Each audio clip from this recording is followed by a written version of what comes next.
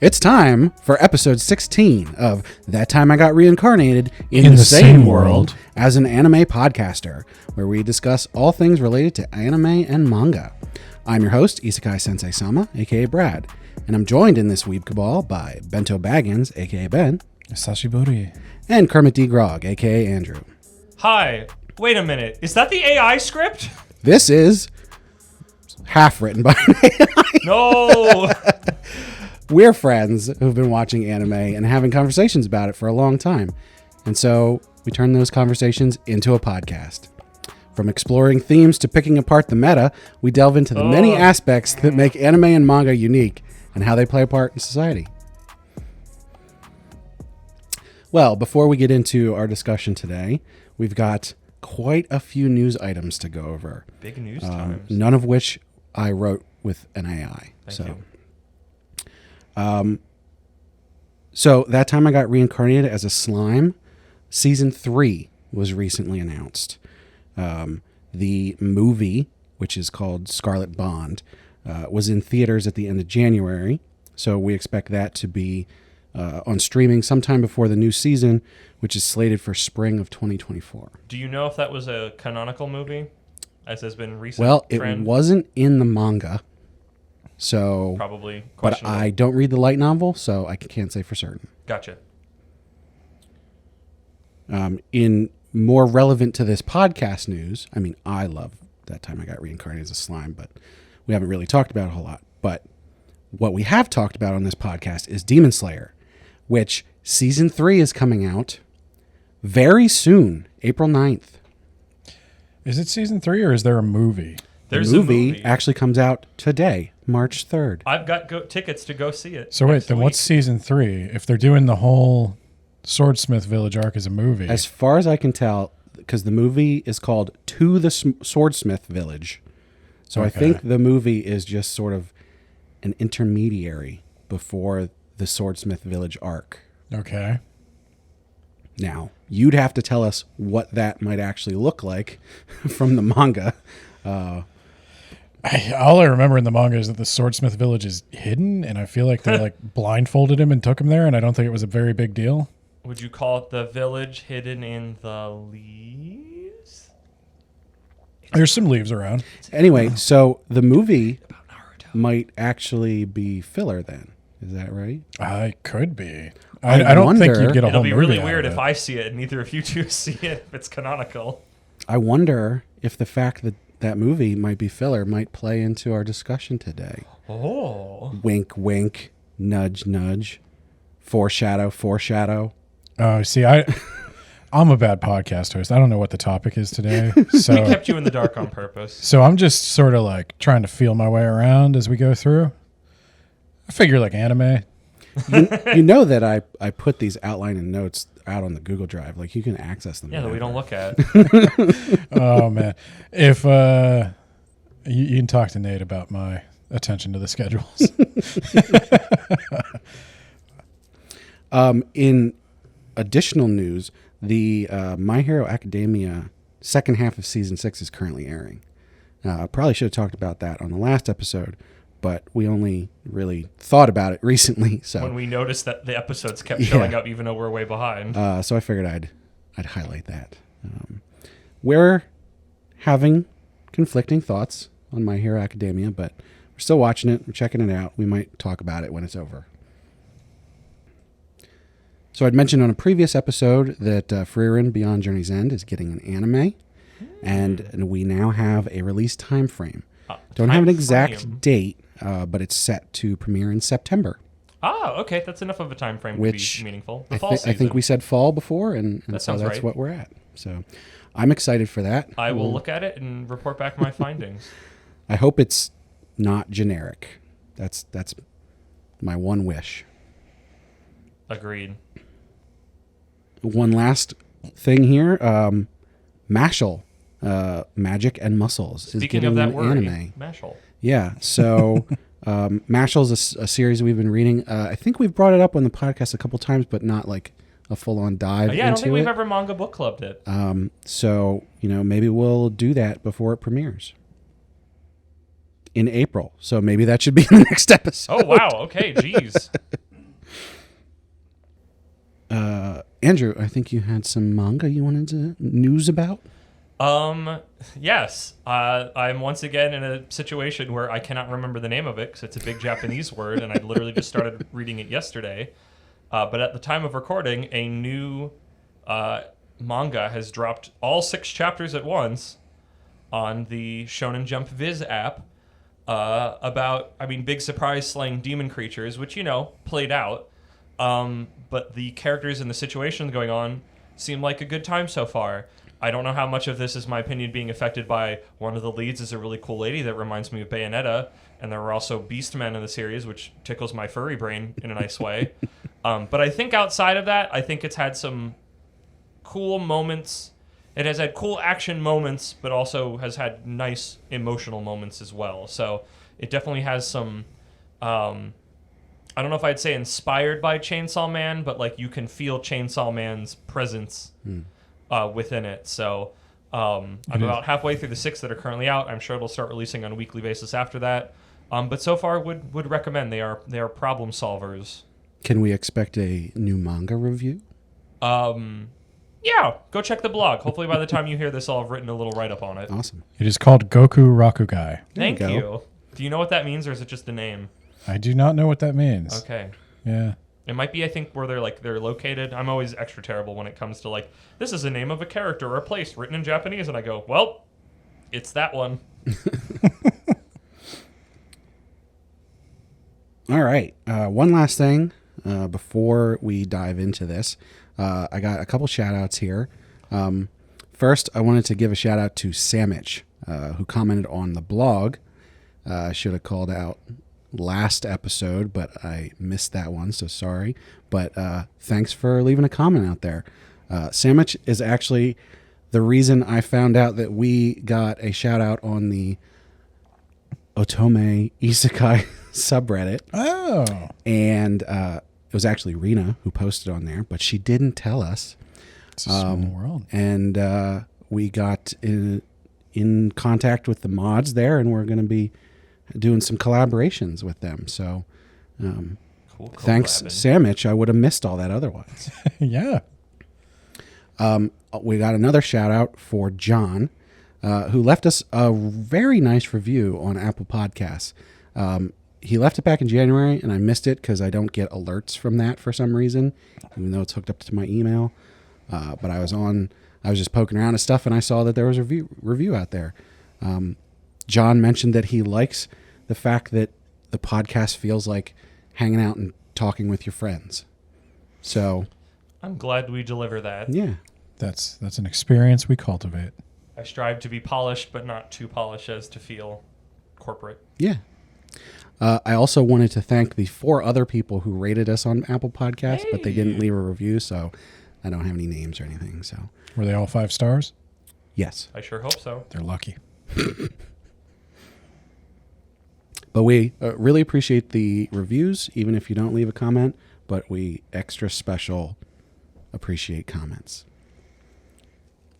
We appreciate the written word as spoken wordsmiths.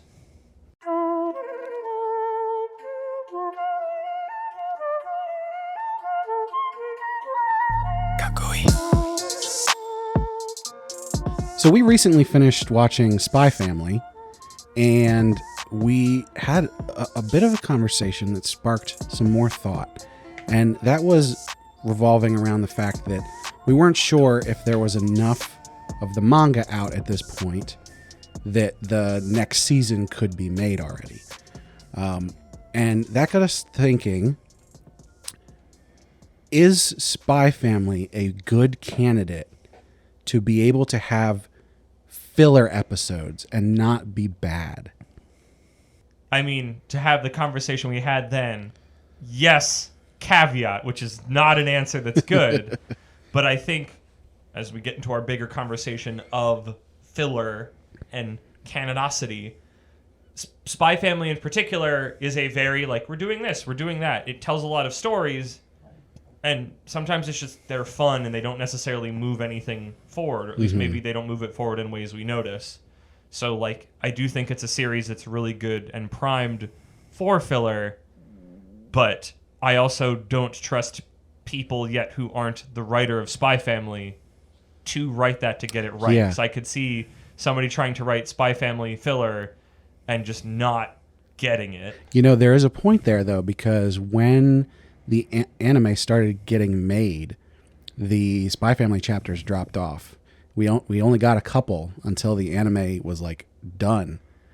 And so... Even still, we only get it. I mean, even I think before the Yeah. anime, it was still, like, every 3 weeks they had off, But so if not more than that. if the mangaka is working closely with the anime team, then, you know, they could very well be writing those episodes. Personally, I think that it would work. I think that, like you said, the way that Spy Family is constructed, you can have a very sitcom kind of episodic nature to it.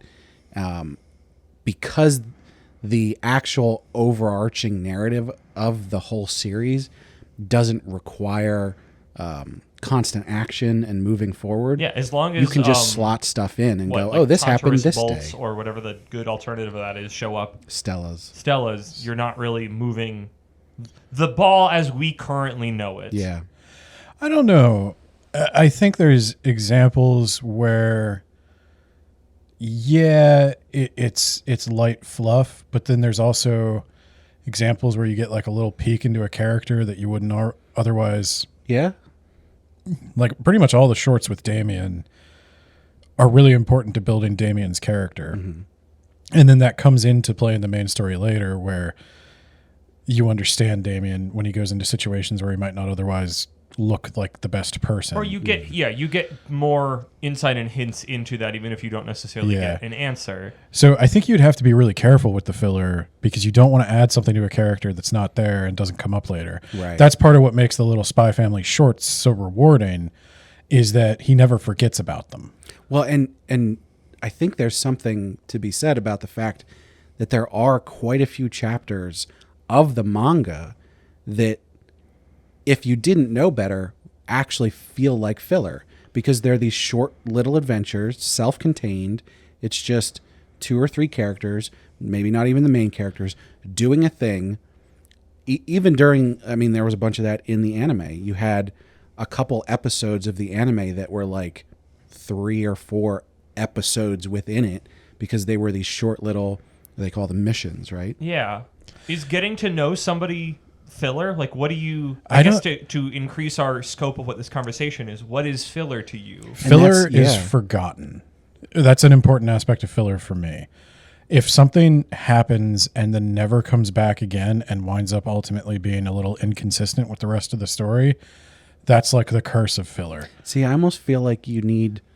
I think there's 2 definitions here where you have like canon filler almost... where it's not something that drives the story forward, but it's not something to be forgotten. Well, but I think that does drive the story forward, especially in Spy Family where it's all about character interactions. That's what I was going to say. Getting to know people, I don't think is not anything. I do Well, think so what would you the call it internet then? has brought to rise if this isn't very clearly moving the main narrative along, then it's filler, which like I hate and despise that way of thinking. My definition of filler is it's not in the source material. That's a good one for anime. But like especially the things that aren't in the source material tend to have nothing to do with anything and they're boring and they're of a lesser quality. What I'm getting at is just because filler is normally that doesn't mean all filler is that.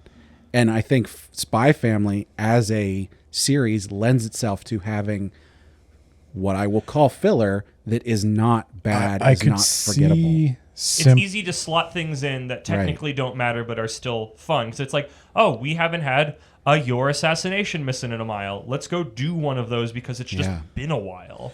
Wait, I think it's easy to slot in, but it's also easy to screw up.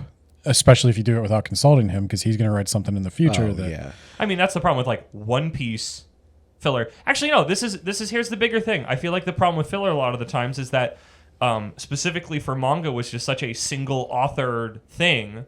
When somebody else holds the reins on that, it's even more so than just this is not going to be, noticed and remembered later because the guy who's, the person who's writing it isn't writing this, so they're not going to remember it. Yeah. Is that it doesn't feel like it fits in, even if it can look like it. Like, that's the thing I feel like I don't know if I would have a sense of with Spy Family, where it's like, this visually looks like it fits, but does it feel that kind of X factor to it, like it fits it because it's not written by the person that's writing this all, And does it come down to that? Do you say, like, even if it's not in the source material, if it comes from the author of the source material, is it still filler? I guess here, just to clarify your question into something a little bit more bite-sized, is the question, can an author write filler? Yeah, exactly. Ooh, I feel like that depends on your definition of filler. Yeah. And I feel like the one that is more, the one that I want to hold to be filler, and the other definition should be a different word, is that filler is, as what Ben said, things that are not remembered. I wonder if we need a different word. Could we call it filling? No, that's too. It's just people call I call that fluff. Like, and by that I mean it's something to be trimmed away. Like, can an author write bad? Yeah. Like, they can write stuff that nobody cares about that doesn't serve the story at all, and that's just bad writing. So that's interesting. For whatever reason, when I hear the word fluff, in my head, that is somehow worse than filler. Really? I think it is worse than filler. Filler, like, that's the thing to me, is like, filler is such a, not that dirty word, but it is a thing that is to be reviled. I remember when I was growing up, like, that's the thing. It is the Naruto T race. But also, like, there's other filler that I can think about that I like when I think about, unless it was actually in the manga, I don't know, where it's like, oh, Dragon Ball, oh, Piccolo's getting his driver's license, Yamcha's playing ultimate baseball. Example. And like, were those filler, Ben? Oh, yeah, absolutely. Okay, I never got to reading Z. All of Running on Snake Way was filler. And it's like, those are, I think when you get to spend time, you get to spend fun time with characters you don't really get to spend time with, I feel like in those parts, it's fulfilling filler. Yeah. I think for me, when I think of the word filler, there's a spectrum to it, which is sort of what I've been saying, is like, you have good filler, and a lot of times it's good because it's from the author, and then you have bad filler, which is what you've been describing as just filler in general, which is it's not by the author, it doesn't make sense, it introduces concepts that are never brought back, or character development that isn't canon to the series. So good filler might be the Dragon Ball Z movies or the My Hero movies. Those are things that, like, aren't canon. I mean, that's where, then we get into the bigger conversation of canon, because those sort of exist outside. They do, but anything. they exist to waste time and make money. I mean, they don't move the story forward at all. They're just extra. And I think the problem with filler is filler exists to fill a business need, which is why I do think filler is less of a sin than fluff, because fluff is like the author failing to do their job. Can you give me a definition of fluff, Ben? Fluff? In manga or anime. Okay. Did I say definition or example? You said definition. I want an example. I'm sorry. That's what I meant. Okay. An example of fluff might be... To me, I've been reading a lot of One Piece, and I can already tell you in, like, the Alabasta arc, I feel like I have encountered a lot of fluff and characters and fights I will never remember that don't do anything to illustrate any point about a character I care about. That's like half of One Piece. I know, so that's what I'm saying. I'm not a big One Piece fan. I think it's very fluffy. And the same... I think that's sort of the point. I believe it's pronounced Luffy. That joke was not funny. That works better in writing. I laughed. Okay. That was funny. Thank you for laughing. It's fine. Please laugh. It's fine, but it's not...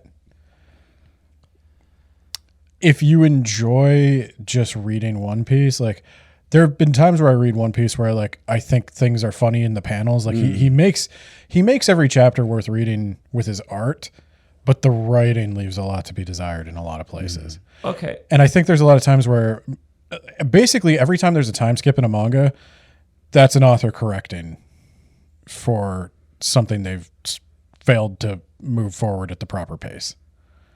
They're just like, okay, I need a little reset. Man, like Okay. you're gonna throw down with like all manhwa fans.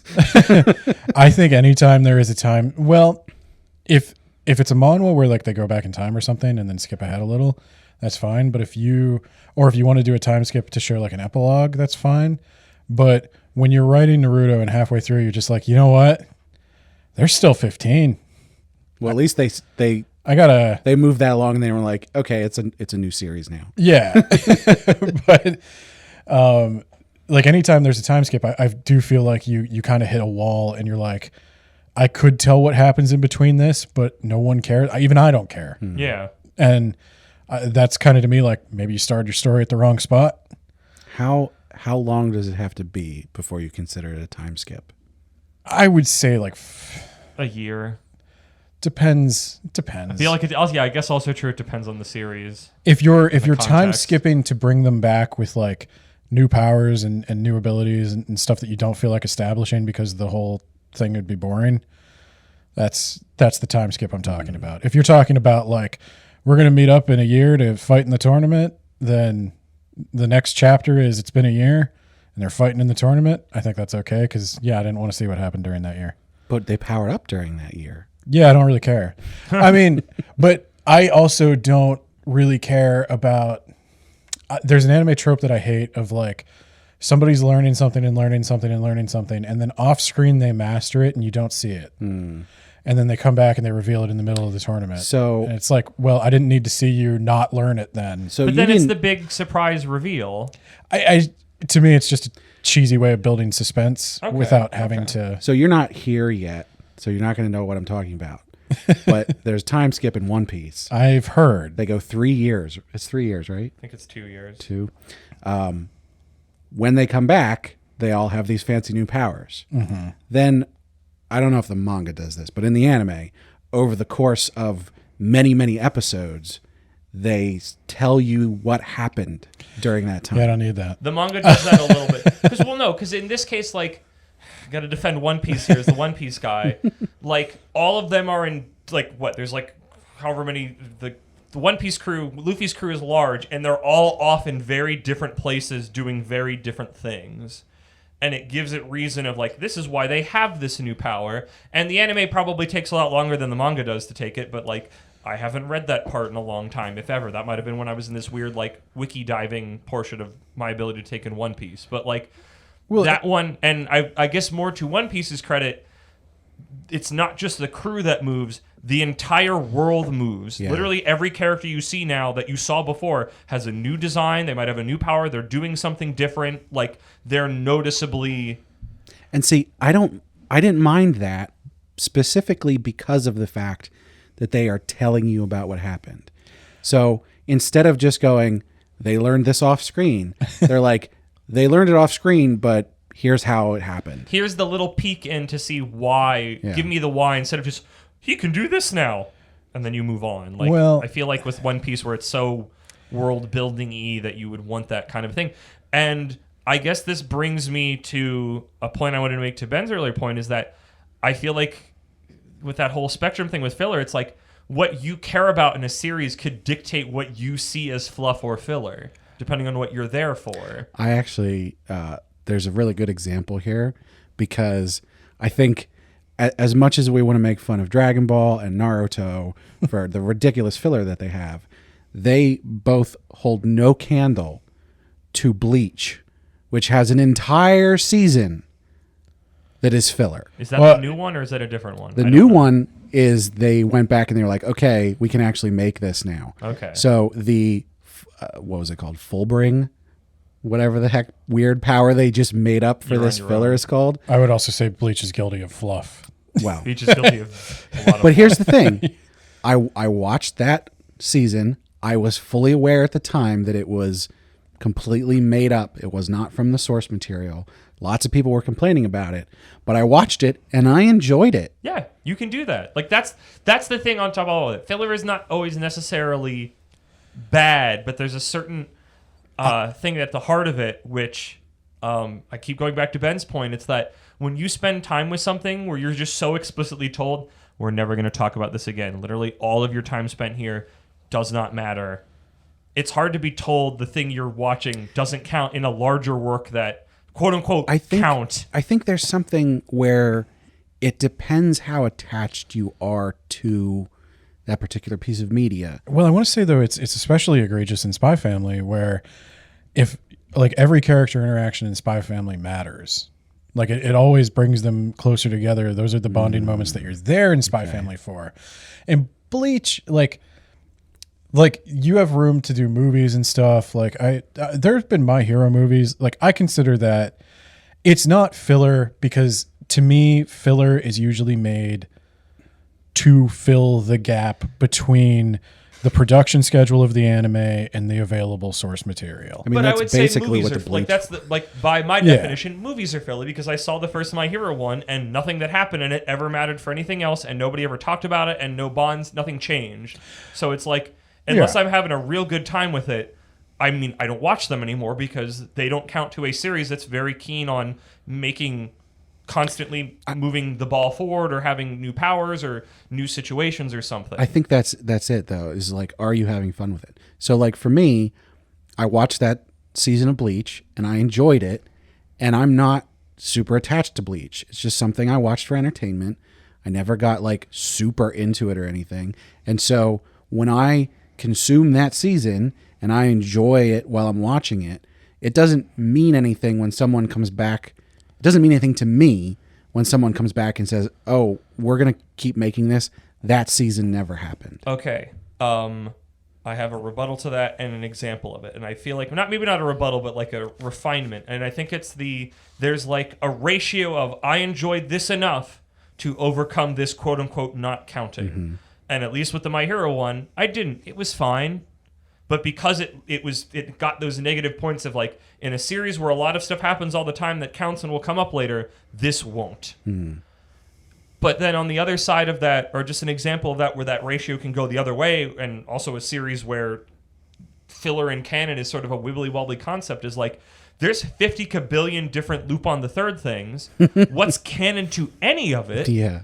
But if it's good enough, I'm going to want to go see it. And I think that's what a lot of these situations are, is that if filler is good enough, people don't care. But if it's fine, and it's not, if it's fine filler, people don't like it because it's fine, and it's got that negative connotation of, well, this doesn't count, and this feels like this isn't like blowing my socks off, so why would I spend time on this? This won't pay out later, and it's not paying me now, so why bother? So my specific definition of filler is literally that it fills the gap between something and the intended product. I think that's definitely a good technical definition. Yes. Well, and the reason I wanted to use that one is because that's sort of the recipe for disaster that some of these things are the exception to.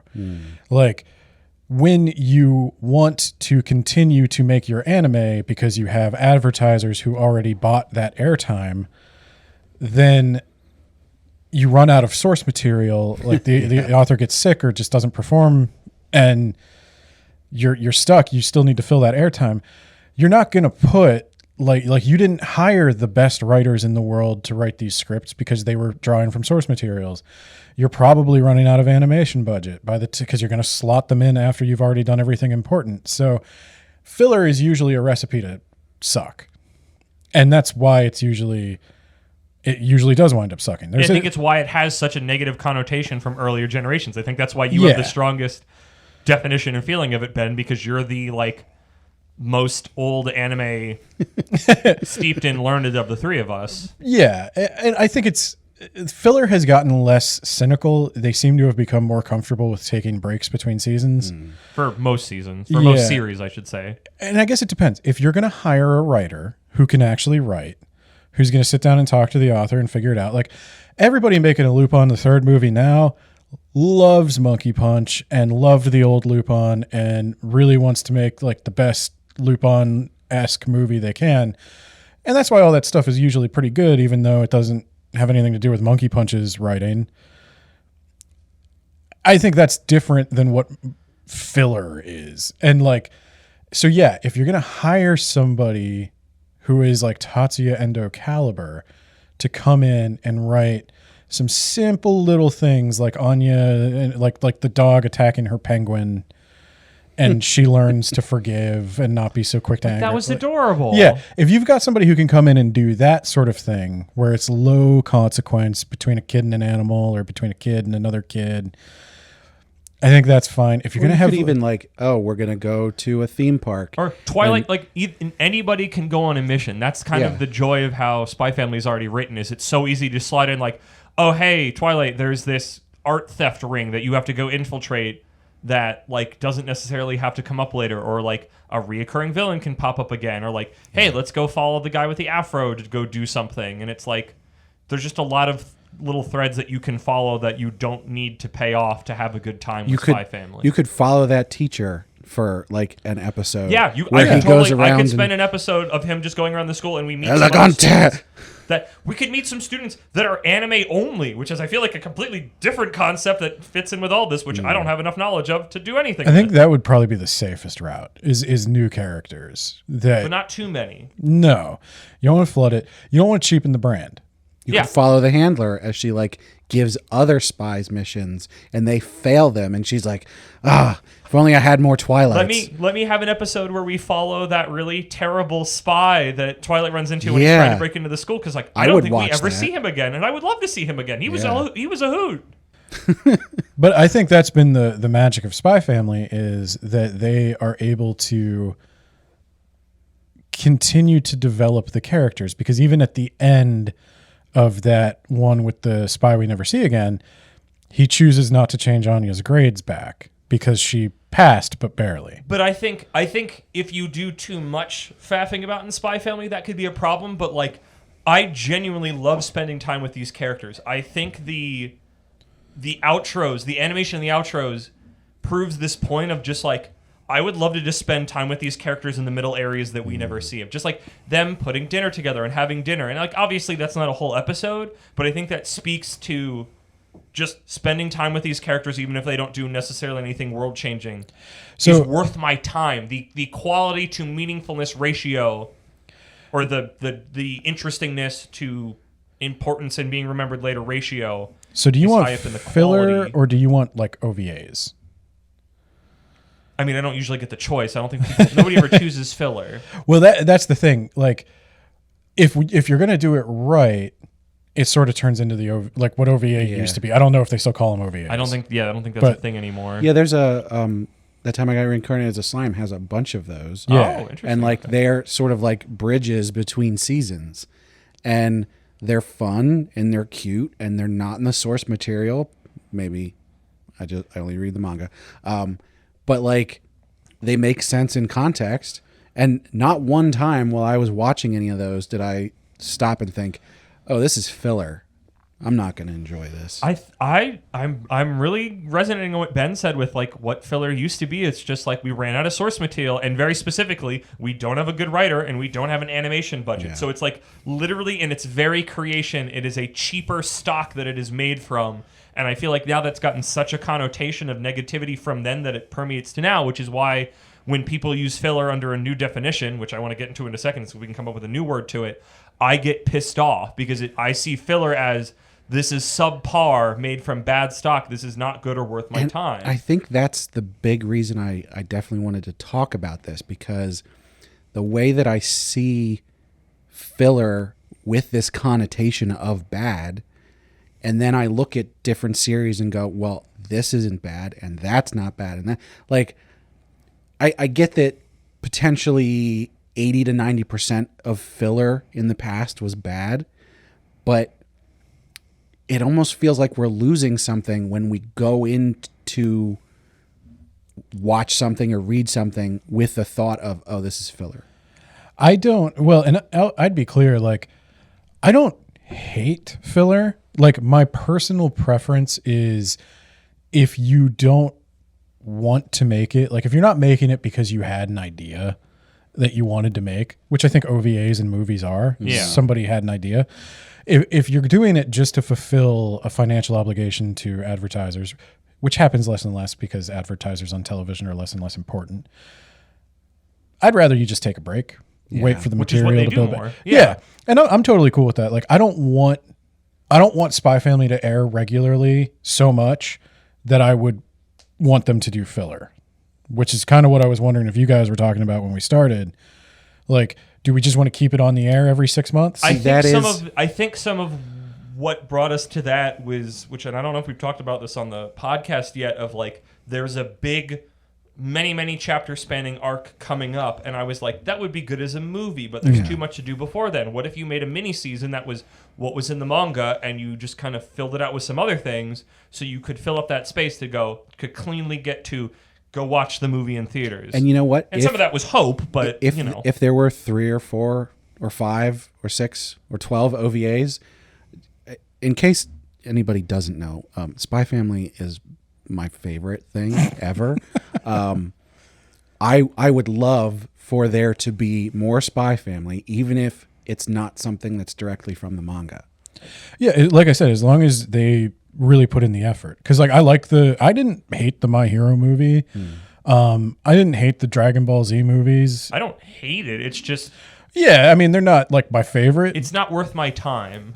It's fine. When we went, did I watch the My Hero movie with you guys? No. Okay, I forget who I We watched. watched that the with. Jujutsu Kaisen movie, and That's we watched right.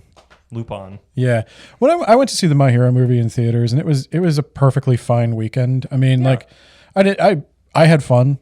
I was a little old for that crowd, but I don't mind that stuff. But yeah, filler. What I define as filler is that old contractual filler. Yeah, there's a reason it got that vibe, but like fluff is a real problem, and again, for me in Demon Slayer, it's like every named character having a tragic flashback. Yeah, right before they die. I get like empathy burnout. Like at some point, how many Japanese children starved last year in the woods? Like, come on, guys. So I guess, and maybe it is fluff, but then what would you call, because I feel like I see filler used a lot in certain areas now, of just like, if it is not an episode that very clearly moves the football forward for what they see as the main plot line, it is filler. You could just say bonus content. But I don't like, and again, maybe this comes back to my point of what you view as important to the concept of taking in a show. And pardon me while I step slightly outside of the anime realm. I know, scandalous. We've been releasing This my is old not podcast. Pop Culture Talk Zone. I'm feeling too. Yes, exactly. I'm feeling too empowered. But the thing that I was thinking about with filler with that was Steven Universe, which is admittedly very anime inspired. It has no source material. It just is. But a lot of people are like, anytime it's an episode that's not dealing with the bigger space plot and we're spending time with the Beach City people is filler and it doesn't matter. And we can ignore those people, right? Okay, we're in agreement that makes that burns my freaking blood, because it's like spending. I think that's more and more where it's just like main plot or bust, where it's like, I think spending time with people is not filler necessarily on its nose. No, I agree with that. Especially, I really think I would personally only use the term filler to apply to that which exists to fill in a gap between source material. To fill time. Yeah. Yeah, I like that. And I think if you don't like that, I call it fluff. That's just a word I came across. But like, I'm sure there's a more technical writing word for... Fluff works, I guess. For just stuff that could be trimmed. If you think, like, on the book podcast I do, I very rarely come across a book that I could not... I don't think I could improve by making shorter. Most of the time, when you write a first draft of something, you write a ton of stuff, cut out 25%, and it'll be better. Like, just find a way to cut 25%, and you'll make it better. And that's true of a lot of things. And with anime and manga especially, it becomes a problem when you're writing serialized fiction. Like, I criticized people for having to do age skips, but like, I know why they have to do it, because you're on a deadline week to week. You don't have time to go back and make sure, like, that's not really how I wanted to do that arc. That's going to lead to a dead end. You just have to push on. Or I want to hit fast forward, but I can't physically write in time to get there. So I just want to be there. Yeah. So like, while I don't think it's like peak performance necessarily all the time, I understand why, and I am sympathetic to that. I just had a thought. As everybody is aware, I consume copious amounts of manga. Copious amounts of isekai, an almost dangerous amount. I'm almost wondering if my acceptance of filler stems from the fact that I just want to consume things I enjoy. Well, I think there is a certain amount of immaturity in the people saying things are filler, like with what Kermit's talking about. If you're a child, you're, at least my experience with being a teen, which I call a child because I'm that old now. Yeah. I did not super value the meaningful character interactions. Exactly. But going back as an adult with a little bit more maturity, I do value that. And so calling something you don't like filler just because you don't like it is incorrect.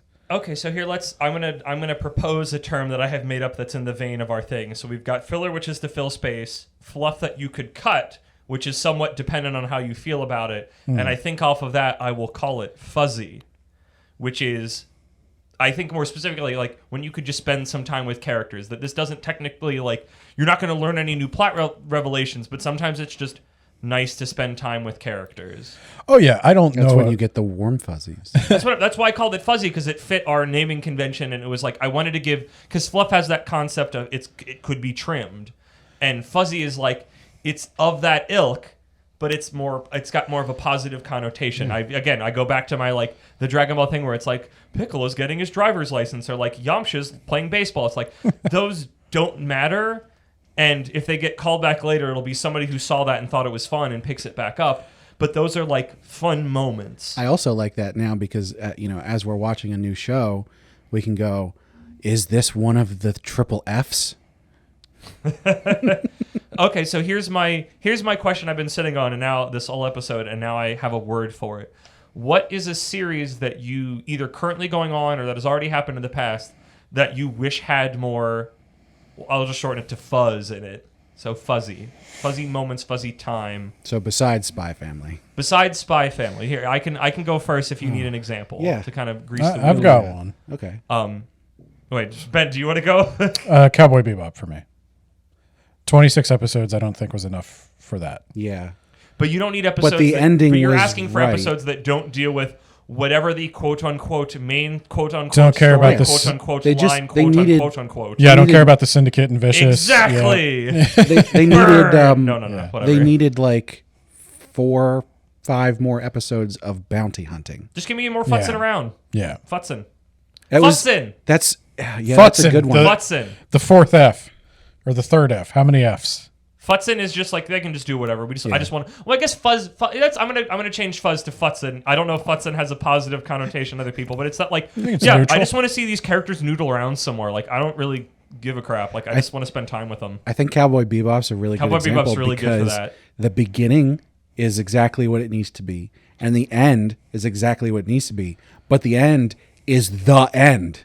Yeah. You can't have more. Yeah. Nope. Give me another. What's in the middle? Give me another 13 episodes. Another Yoko Kanno CD. I'd take it. But yeah, I could see. So I could see when they people approaching Bebop. redo Cowboy Bebop like they're redoing Trigon, we need 2 full seasons. The only instead thing of I will just say, one. I do like the new Trigon anime. I don't think that style would work for Cowboy Bebop. No, Vash can flail around like an idiot, Please. but Spike can't. Oh my God! Please don't make CGI Cowboy Bebop. It'll happen. Don't worry. We already got real live action. I know that doesn't count, but so my example of a show that I wish had more futzin is Jujutsu Kaisen, because Jujutsu Kaisen is a show, and especially reading the manga then, where it's just the world state is just constantly changing, almost too fast for me. There's too much. There's too much.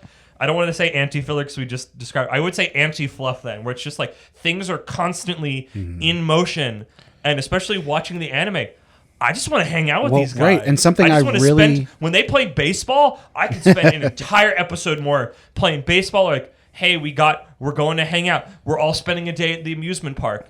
It has to have nothing to do with anything, but I love those characters and just want to joke around with them more. Some of my I want favorite futzin. parts of Jujutsu Kaisen are when they're just going to go after one spirit or one curse. They're just hanging out. yeah. Yeah, pacing is not filler. Like, letting it breathe. yeah. It is good writing to decide to have a moment where Anya's penguin is chewed up by the dog. And not a lot of, like, a lesser writer probably couldn't pull that off. Captain Pengy. Pengy. Penguin wa shinderu. Oh no, Pengy's dead. But, yeah, like, not every author could pull that off. That would have been bad pacing in something where they just wasted time with it. But having Anya learn a lesson, Well, and I feel like in a series like Spy Family, you don't really have to worry about pacing that much. Like, you have sort of these mini arcs that occur that might be a couple chapters. In the anime, they might be 1 or 2 or 3 episodes. And when you're not in one of those, you can basically do whatever you want because the world is set up that way. But I don't think you can, but I don't think it's as easy as it might look. You certainly wouldn't want that to happen indefinitely. Well, the reason I say that is because, like, the reason that works is because on one level, it's a story about a child growing up a little bit. On another level, you have Lloyd fix the penguin, and then he, instead of telling her, here it's fixed, which is what he might have done when he first became her father, he instead tells her that these are battle scars. He knows enough about her now to play into her interest in the show. He knows to make it a spy thing, and he knows exactly how to talk to her and that she needs to forgive Bond, and he cares about raising her. And so it gets a little bit of character progress from Lloyd, and that's what makes it work. And that's what makes all the Spy Family shorts work, in my opinion, is that there's a lot of anime for a long time did not have multi-dimensional characters that learned and grew in subtle ways. But Lloyd's father level has not increased by 1,000. He's demonstrating this to us as a human would. It's not like he learns a particular skill, though. I could see it as like he fills a meter. We can just see him be better at being a dad in any number of ways. And unless he spends an episode, like multiple quote unquote filler episodes where he's just perfect dad all the time, as long as he just has a little moment that may or may not have been in the source material where he's just, oh wait, I would have done this, but I'm going to try better to do this. I feel like you've satisfied the thing that we come to Spy Family for. So he's technically showing growth, but he's showing growth in a thing that he's already shown that he is showing growth in. And that's where I worried a little bit about, like, A, you need to get the right person to write it. Yeah. B, you need to make sure they're on the same page with Endo, that this isn't a beat he repeats later. Or that it's a specific thing that would become a problem. Yeah. I mean, that's why, like, anything One Piece related, which it's like, if Oda doesn't touch this, like, this is... Like, One Piece is such a freaking spider's web, Pepe Sylvia of threads that it's like, even it, like, there's a bunch of other anime that you could just take a step in and you'd be fine, but it's like, literally, words you use can be dangerous to what is actually, like, the canon. Yeah. And that's, like, One Piece more than anything, or it's just like, this is useless. Like, this is such a... Every little detail that is hidden everywhere, especially now, it's just like, if this doesn't fit in, like, this doesn't help me. I'm at a time when I want, and maybe some of it's also time about when you're approaching it. Right now, One Piece isn't done yet. I am hungry for every little detail and morsel I can get my little grubby hands on, and if I consume something One Piece that's current, that isn't giving me anything, I get really crabby. Case in point, when I saw One Piece Red, and it didn't give me as much as I thought I was going to get when I was told it would, and it technically did, and I don't know that yet, but, like, that was a thing where I said, this isn't canon, this is filler, this didn't give me anything of the meal that I want to eat right now, and probably once One Piece is done, I could go back to it and go, I mean, I probably still wouldn't like it too much because it was mostly like an idol concert, and I'm not really a fan of those, but, like, I think some of it is also what you want at that time. And also some of us were edgy teenagers, and we can have moments of that where I'm like, I just want the main meal. I don't want to eat any of the salads or the side pieces, even though it's an important part of the meal. Like I said, when I put Spy Family on the other podcast, and a lot of people liked it, but there were definitely teenagers who were there to see, like, either hot dad or hot mom fight bad guys, and they didn't get enough of that. and they gave it 3 or 4 stars out of 5, and 4 stars out of 5 isn't bad, and you can like it or not like it for whatever reason you want, but I do think. Yeah, the kids probably grew up hearing people like me say filler, and they didn't fully understand. They took the ball because they don't live in that anymore. Filler's not really a thing that we notice because things have a season and then they finish. And words can change. If they want to call that stuff filler, they can. But I would say you don't know how bad it got. I wish we had a new. I mean, I guess like I'm both somebody who knows that I can't change language, that it's much bigger than me, but I'm also somebody that like wants words to describe things a lot of the time. Where it's like, well, no, now you're using this to cover too wide of an area. We need 2 different words to cover what it was and what it is. But also, I know I'm becoming older by the day, and I can't stop what people call things now. Well, and there are times where, to be honest with you, I would prefer an adaptation that maybe didn't follow the source material so closely. Trigun. Not a big fan of the manga. Is that filler? Is that, if that's not filler, then by your definition of the one I've now accepted, I like it because it's a clear and specific step away from the source material. And now we're getting into like a reboot territory. Well, it's adaptation. For Trigun, it's adaptation. Also within our... But like, if you were to say, I know they have Yasha Hime now. I haven't watched it, but I really liked Inuyasha. I really like a lot of Rumiko Takahashi's manga. She did Ranma, Maison Ikoku, and all that stuff. Inuyasha is too damn long. It goes on way, way, way too long. We need Inuyasha Kai. In the manga, though, like it still goes on way too long. Dragon Ball in the manga, like all of Dragon Ball, including Z, is like maybe 500 chapters. You say that like it's not that many. Oh, maybe for 500 for a show or for a manga that ran for like what? Are you including Super in that? No. Okay.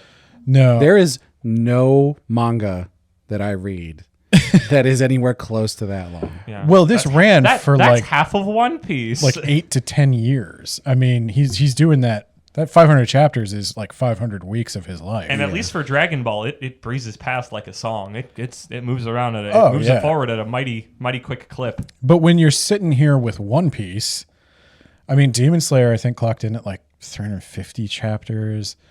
My Hero is going to be well over 500. Hunter x Hunter is, I know, at around 400. I know it's not done, but I wouldn't hold your breath on that. But God knows how It's been long. running a long time. This is what I worried about when we started doing heroin addiction, because this is going too long is the kiss of death in the romance genre. You know, a lot of those manhwa, they end in a reasonable amount of time. And yeah, because they know they need to. They're based on a novel that worked. I give them that. I was very happy with that. But Inuyasha was one of those ones where I think Rumiko Takahashi said in an interview, she could not have been more wrong about this. She wrote Ranma for girls and she wrote Inuyasha for boys. And I don't know if she knew any humans other than herself, but yeah. Girls love Inuyasha. My sister, not a big anime person, loves Inuyasha and Mob. And she gets frustrated with Inuyasha going on so long. Like, as soon as they broke the Shikon Jewel into like infinite shards, I was like, this is never going to end. And how long can you hear him scream Kagome and Inuyasha, Kagome, Inuyasha? We got Naraku, we got another shard of the Shikon Jewel. 40 times per episode. Yeah. I think we're getting into a different topic altogether now. So it ran way too goddamn long. I think I've got some other pieces for future episodes. But so none of it was filler. Tying this up. No, well, exactly. it was filler because was fluff. Inuyasha, the anime, just gave up. They ran out of money and they did the Bleach thing. And they came back later with the final season. We're like, okay, but yeah, let's put a pin in that topic later because that definitely fits into some other things I've been thinking of. But any final words on fluff, filler, and futzing? As we always tend to end up with, conscious consumption, right? I think it's important for people to understand that just because there's something strays from the source material, or even when, the original author is involved or whatever that is, doesn't necessarily mean it's bad. And it also doesn't mean that you need to consume it at all. Like, if that's a thing that you have a problem with, not a big deal. Let other people enjoy it if other people enjoy it. Yeah, I guess my final thought would be what does the word filler mean to the people who accuse things of being filler? Yeah. Is if you feel like it's just gone on too long and you call that filler, okay. I mean, that's probably a generational divide there. I wouldn't understand what you meant, and maybe be aware of that when you're commenting that we're not all on the same page on this topic. We're old and have old definitions of things. I remember the days when you had to watch anime on Adult Swim or sometimes on Stars. Gunsmith Cats was on Stars. Cats. Yeah. Okay, I guess one, hopefully short, don't want to get into it too deep. What in your head of the definition we gave for filler, what is like the crystallized example of filler? Because anytime I think about filler... Before you said it, I was thinking there are 3 words. Oh no. Do you already know what it is? I've never even seen it. I've always heard about it as like, this is the example that was always brought up when filler was discussed. I'm not sure, but I might. It's the Great Tea Race from Naruto. Yeah, Didn't make it that far. Never seen it. Didn't even get that far. But that was always what I heard when people talked smack on filler. That was always what came up specifically was the Great Tea Race. No idea what happens in it. I talk about how Bleach has an entire season that's filler, but like Naruto has enough episodes that are filler in all of its seasons to be more than a season worth of filler. I've consumed Naruto exclusively through Linkin Park anime music videos. Smart move. That's a good way to do Yeah. it. Yeah. And, that goes right back to it. Like, some of it was bad, some of it was fine. Like, they're all independent things. You can't make blanket statements, It won't stop me, but I'll try. But, I mean, some of it was real bad. Exactly.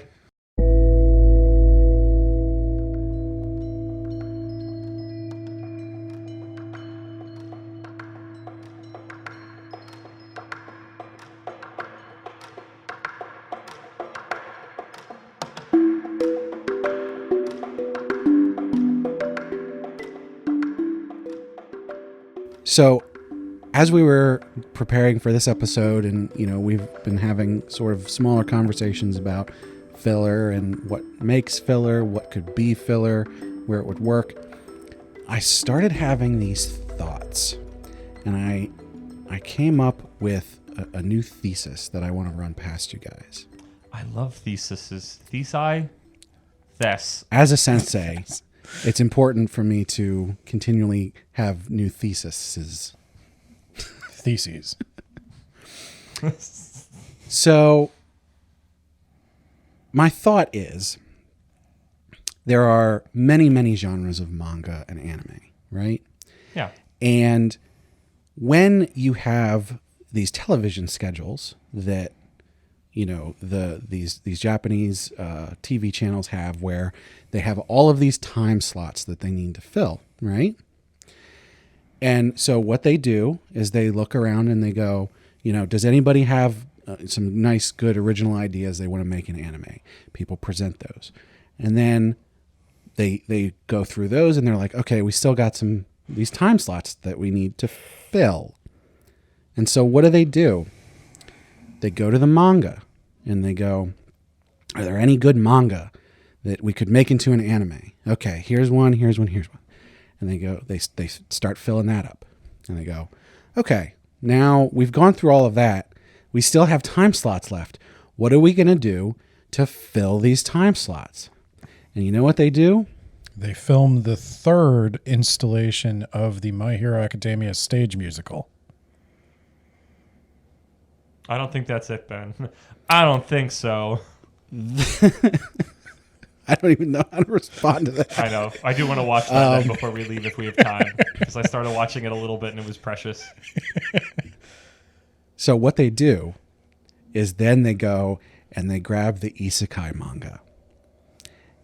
And so I think what's happening... Forbidden Well. They came for the original ideas, and I didn't say anything. And then they came for the popular series, and I still didn't think anything. And then they came for the isekais. And there was no one left to speak for me. And yes, exactly. I think. I mean, there were people left. I'm but really they sorry didn't. for using a thing that was about the Holocaust in World War II to make a joke about this, but it just felt very fitting. What is it? 21 years before you can make a joke about something. We don't need to bring math into this. Anyway, so my new thesis boils down to the fact that I think that isekai is the filler of anime. Sold. Yeah, I don't. Yeah. What did you expect? I won't debate that point. I don't think anybody's really put it into words before. So. No, I appreciate that. As somebody who also had my own revelation of myself, and like, if you just stating it made sense of me being a jock weeb, which feels very fitting to this topic. Where I'm like, yeah, it's isekai. It's a thing. I mean, I've called it's junk food. I've called it junk food before. I really had to stop myself when you asked me earlier if I could pick up your food for you to stop myself from going, if I don't, are you going to take my lunch money? But no, yeah, it's dumb crap for nerds. I think I'm sorry. there's also I know they say you invited the ability for both of us to gang up on you willingly. You've asked us. I have no shame. I know. I respect that in you. I don't know how you do it. I think there's a corollary there where isekai manga is also somewhat could be considered filler. There's just so much of it. And I think there's good and bad, because the good, for me at least, is that it gets made. I enjoy most of it. Most of it's not good, but I still enjoy it. But the problem I have is that because there's so much of it, and because so much of it is bad, when you get to a point where a good isekai is getting a manga, getting an anime adaptation, you have this preconceived notion. You know, people see it and they go, oh, it's just another isekai. That's just to fill time, right? It's another one thrown on the pile. You know, sometimes it happens that you get the good isekai manga and they make the anime and it's like phoned in. The anime is filler even though the manga isn't. And that's just disappointing. As a horror fan, I can sympathize, because we've been having this problem with the Oscars for a very long time. Occasionally, horror movies are good. Occasionally. Yes. Once in a blue moon. But I don't think we've won since, like, Is that a horror Rosemary's movie? Baby. There's probably a horror movie called Once in a Blue Moon.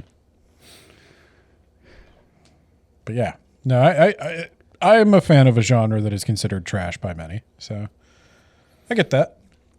I think when it happens that you have a good manga, a good series there, and then they translate it into a mediocre or bad anime, it's so much more upsetting. Like it would have been better if you just didn't make it at all, you know? I'd rather you didn't try at Why did you all. give me hope? Yeah. Yeah. I mean, we've been there. I mean, it might happen with one of our manga that becomes an anime that, like, we haven't had a bad adaptation of things that we started reading then, but, like, it could happen. I mean, we've, like, done collectively, but, like, I know the amount of hope that we placed on, I mean, I know they're not isekai, but the amount of hope we placed on, like, Spy Family and Chainsaw Man to deliver was big, and I know, you know, when they finally get around to making a Sakamoto Days anime, like, I'm going to be banking on that a lot, and I probably shouldn't, but I don't know that. I mean, This is my thing that I say about a lot of things. When there is a manga you like, it's not that well known. People don't read manga as much as they watch anime. So this is your chance. Maybe this is my approach, and you can speak to your thing. This is a chance for your baby to get out into the world, that everybody gets to meet your baby, and see how just incredible and amazing they are. and that's exactly it. And you know, and when they come out just malformed, and you go, no, they're better than this, I swear. And it's an emotional blow. we talked about it a little bit, and this wasn't something that was like, oh, this is horrible, how could this happen? But the Faraway Paladin anime, you know, I really, really like that manga. And the anime came out, and it was like, guys, I want to share this with you because this is great. You were really jazzed. And we start watching it, and it's like, this is very mediocre. It's very fine, which is not good, because And it's fine like, is gray. It's fine. It was just disappointing. And, Yeah. even though I can't look at it and go, oh, it's bad. It wasn't bad. No. But it's disappointing because It's it not good. didn't give you what you were expecting from the good source material. It didn't give you the same feeling you got when you were reading it. Right. It is the thing that I fear for Frieren, that it will not get what made Frieren good, what gave Frieren its vibe. But also it could get it. It could get it more than even the manga got it. That would be it's such a amazing. It feels like such a gamble depending on who's in charge of it, how much time do they have, how much money do they have, and sometimes even a small gamble can pay out big. You don't know. You'd think that they would spend money on Frieren because I don't know. If I was the manga is incredibly well reviewed. Is it popular? Are there Yeah. numbers? Because Yes. usually it's about the numbers. So there is a thing with Faraway Paladin. Like, first off, if I were to build Frieren on a budget, I'd invest heavily in music. Mm-hmm. If Frieren had a banging soundtrack, that would painters that would paint the background. Yeah, I would spend it in like watercolors. Yeah, you don't or need to something. animate a ton of Frieren. But yeah, That the design, vibe. so they don't if look if imaginary. Frieren, if the battles in Frieren are like Whatever. Yeah, I'm fine nothing, with that. then That's it's fine. like Don't- okay, yeah. whatever. If they The spend all battles their aren't if there. They spend a good chunk of their budgets on the fights. They got it. Right. They misunderstood it and got it wrong, or maybe not that they got it wrong, but they tried to make it into something that it's not Yeah. to appeal for popularity, which it's never going to find it because it wasn't built to do that. Right. It needs Not, to I mean, not to be do. popular. It's built to be popular because it's good. It needs to wasn't. do something similar to Ranking of Kings. Yeah, it needs to be where like warm. And the backgrounds were amazing, and the sound design, except for Boji, was amazing, and like the voice acting was really good, except for Boji, and now Ranking of Kings, they did spend a lot of time on the fights, but like, Well, they just spent a lot of time on the animation. I don't think Right. Frieren needs that much. but that's a different. Ranking of Kings has such a different character design style than anything else yeah, that you can sort of do that and not really be too concerned about it because things can stretch and move in different ways that normal character design doesn't do. But for Frieren, if they come out and you've got 2-minute fights every 3 episodes, like you have gotten the point. Like you don't have to have fight scenes that are just pure Sakuga front to back. That's not the point of the series. no, Frieren is a vibe. Yeah. And I fear it's going to come out generic because it looks generic on the surface, but it's just got And a cozy, and if that curled up happens, with a book vibe. right. If that happens, if it's generic when it comes out, that means whoever was working on it didn't get it. Didn't get it or was not allowed to make it And you have to what have it should be. you have to have a director that gets it. And I feel like you got to work closely with the author, and you have to have that director that understands what you're doing. You're not just making something. But it's not always the director. Like you're not. I mean, that's why I keep bringing up. I don't think you're bringing into account money because a lot of the times it's like we're gonna make this because this looks like it's a popular thing, or we're gonna tweak this so it looks like the things that are popular that do but make money. you would hope then things can get. that those executives who care about that money would go, we want this to we make wanna money, this- we so wanted we're this going to to get look like the popular thing. we're going to get the director that's going to do this right because that will make us money. well, if you're talking about Filler, bottom of the barrel. Faraway Paladin, I mean, that had a journey. Like, there's a pipeline of stuff to, like, there's a whole machine that produces your Faraway Paladins. Yeah. And that's the, That's why they're so far away. It's a faraway machine. yeah. Well, there's a lot of novel writing websites in Japan where people can just sign up, write their novels like one chapter at a time, share it with other people. It's like fan fiction sites in the U.S. We even probably have these sites, but that's where a lot of these light novels come from. And with Faraway Paladin, it was this guy put Faraway Paladin up there as like a hobby thing. It got picked up by Overlap, which is another cog in the machine. It's a publisher that just they buy up these light novels, they pair them with an artist, they churn out a manga, they try to get the manga made into an anime, and just make money off of all the merch and the sales.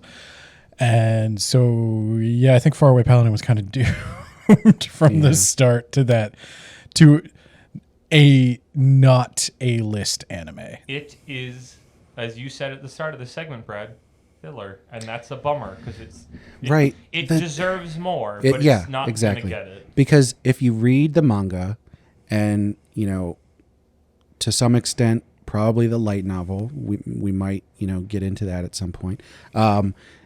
There's enough there. The manga isn't necessarily drawn in the best style or anything like that, but Gets better. It does. The characters and the story and everything is there that could translate into a really good anime, and they didn't do it.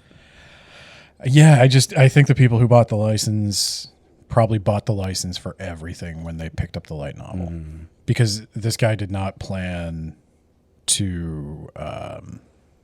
He didn't go in to sell a novel. He just went in as a hobbyist, and his novel got upvoted on the website enough that they picked it up. And I've read all the light novels, and he rewrote the light novels from what's on the web, as far as I can.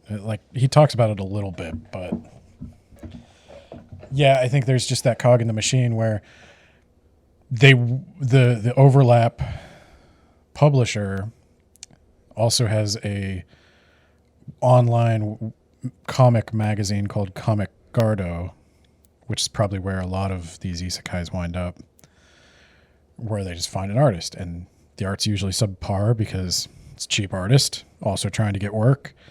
And I think this is all done I don't know the financials, and believe me, I looked when I wrote my whole big blog post on Faraway Paladin, but I don't think they get paid a lot. Mm-hmm. And I'm guessing that's the same thing. I'm guessing they made the best anime that they could make, but it probably shouldn't be with them. Yeah. Isekai is the guts of the machine, and that's why it's, as you described, the time filler. So what's interesting is the cookie metaphor. There, as much manga as I consume, I obviously have lots and lots of overlap with anime, especially these new anime that are coming out. I'd say at least 2 new series every season is an isekai. A minimum. And minimum 2. Almost every single one is a manga adaptation. It's gotten to the point where I will put these on my watch list and then just never watch them, because 80% of the time it's just going to be a regurgitation of the manga and not add anything to it. And so it's maybe I'll come back to this and watch it at some point, but right now I'm not going to get anything out of it. It's not going to do anything. There's for me. no nutritional value from these factory cookies. Oh, I will consume stuff with no nutritional value. Okay. This is bland flavor. Bland flavor? Yeah.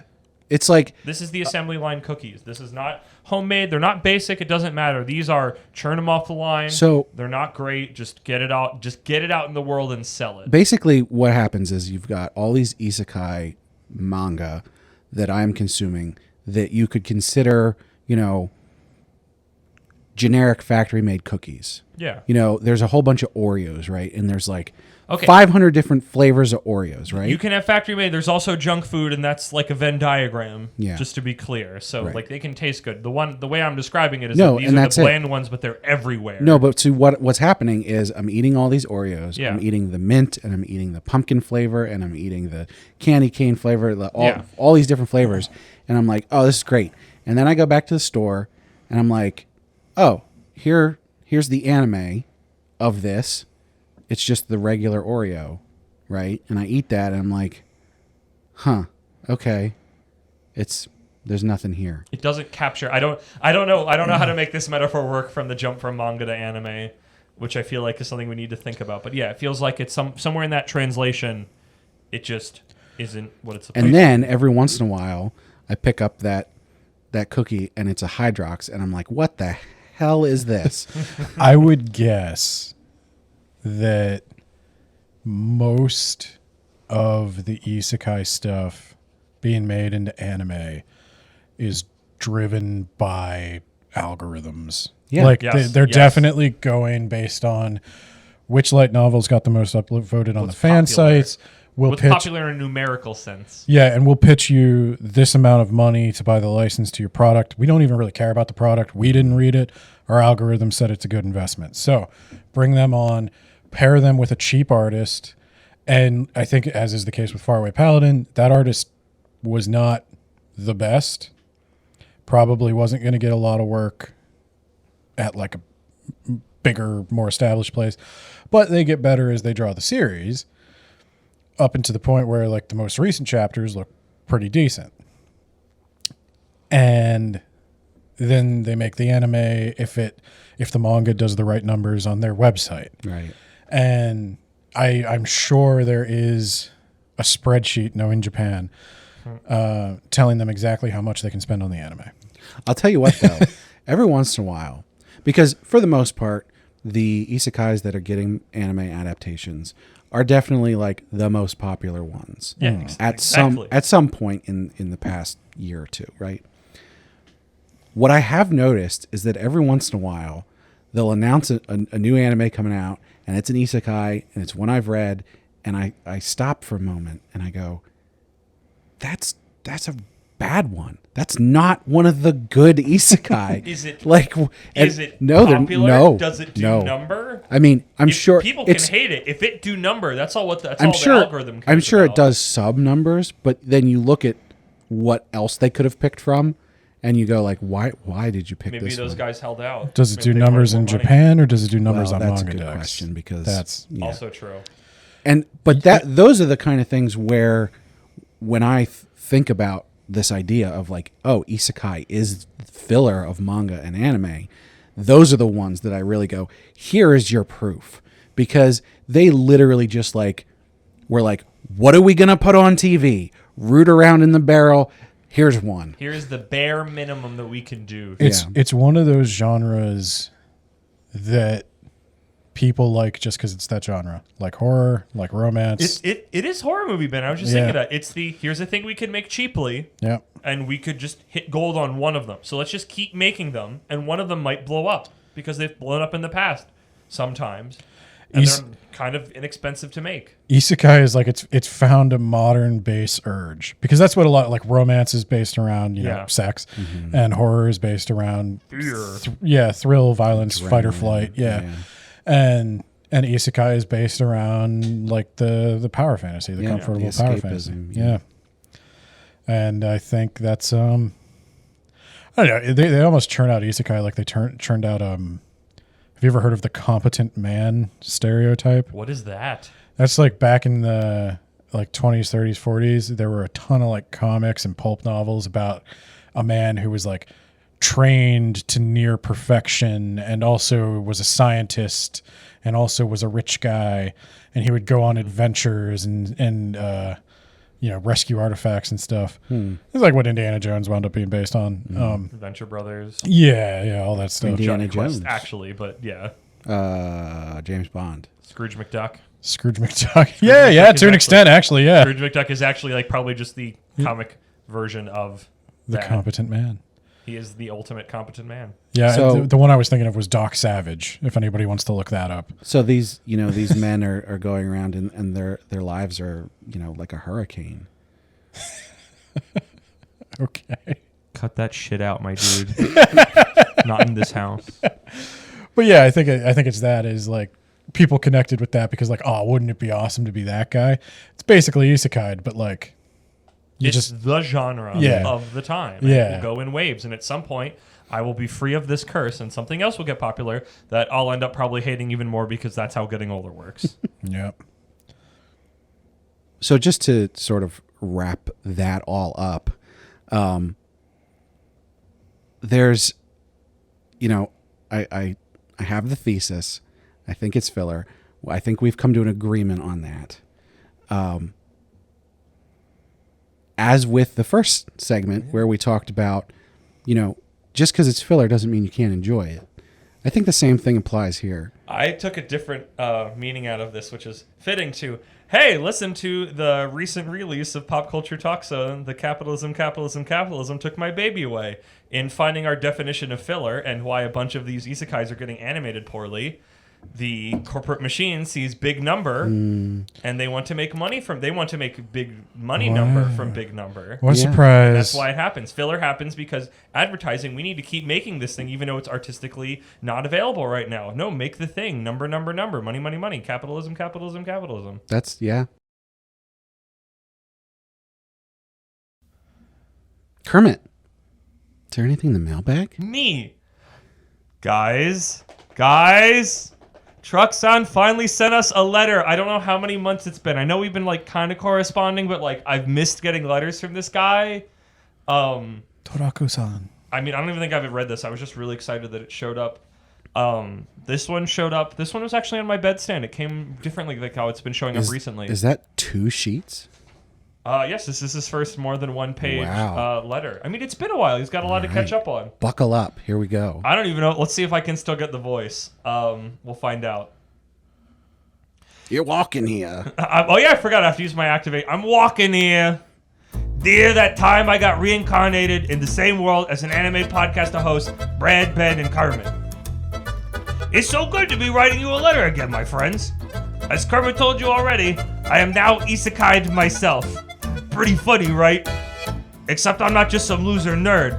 I'm motherfucking Truck-san, and I'm tougher than my Obasan's Christmas fruitcakes. I've been living the high life in this fantasy world. It's just like the old country. Grassy rolling hills, lovely little homes, friendly characters wishing you a good morning. Oh, and the food. I got me a lady that cooks like if God himself came down and was abroad and decided to shack up with yours truly. The wedding was a beautiful ceremony. I'll have to tell you about it another time, but I digress. Well, I did have a lady and all this wonderful fantasy life until this little brown-haired loser prick shows up and messes everything up. Chump comes into my little town with all his magic powers and dumb quests and ruins the place. Insults me, ruins my house, kills my dog, and steals my lady. We tried to show him a little Italian hospitality and was in huge, arrogant gabagool the whole time. I don't even know what he did to my wife. She told him to get out of the house, and he just stared into her eyes for a few seconds, and all of a sudden she starts following along behind him, joining a trail of other glassy-eyed women. Trucksman may be a bit rough around the edges, with a love for older times, but Trucksan respects a woman's right to choose and say no. And you know what's the worst part about all this? I recognized him too. Some punk I sent to the other world. I guess it was this one.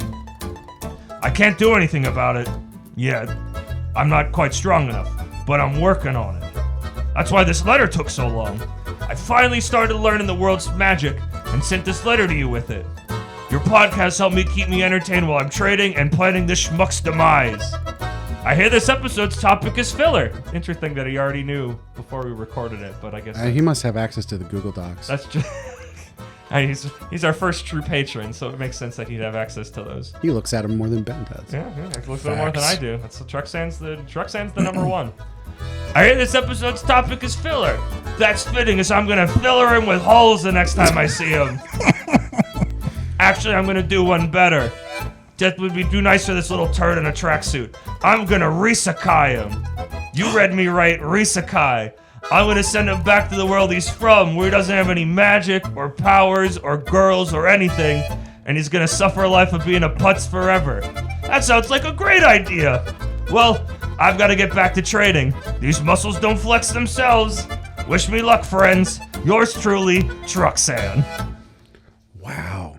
Ganbate, Well, Truck-san. I was going to say, I'm glad he's doing well, except he's not anymore. That's He's really not. unfortunate. I mean, we heard he was doing well in that little, like, Italian-y village, but I guess an isekai hero ruined that. Yeah.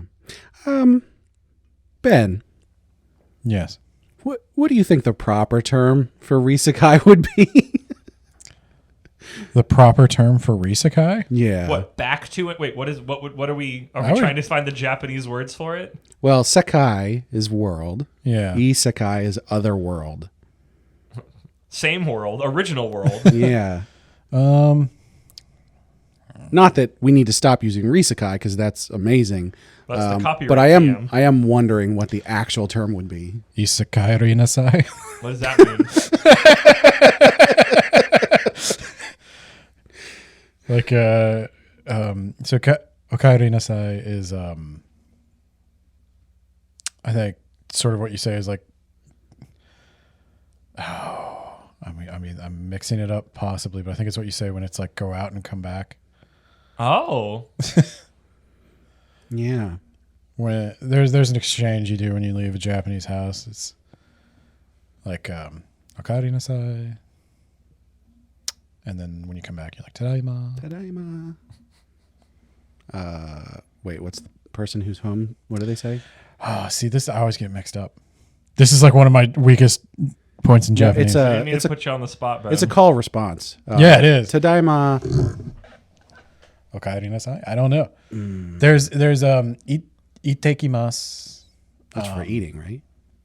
No, that's itekimasu is like I'm going. Itadakimasu. Itadakimasu is for eating. Oh my Those gosh, sound that's very confusing. similar. Yeah. So truck's on. Somebody Yeah. posted a thing. Anyway. Yeah. Well, I'm glad he's, gonna do something about He's it. plotting revenge. So I hope by the next time we hear from him, he has revenged. Revenge-a-kide. Trucks on, if you're listening to this, which you probably are, good luck. We're all rooting for you. Okai Rinasai is what you say when you come back. So my joke is still funny. Okay. Thank you. Is that a gambate? Do your best, truck's on. Gambate. Gambate. Ganbate Toraku-san. I appreciated that he called his grandma Oba-san.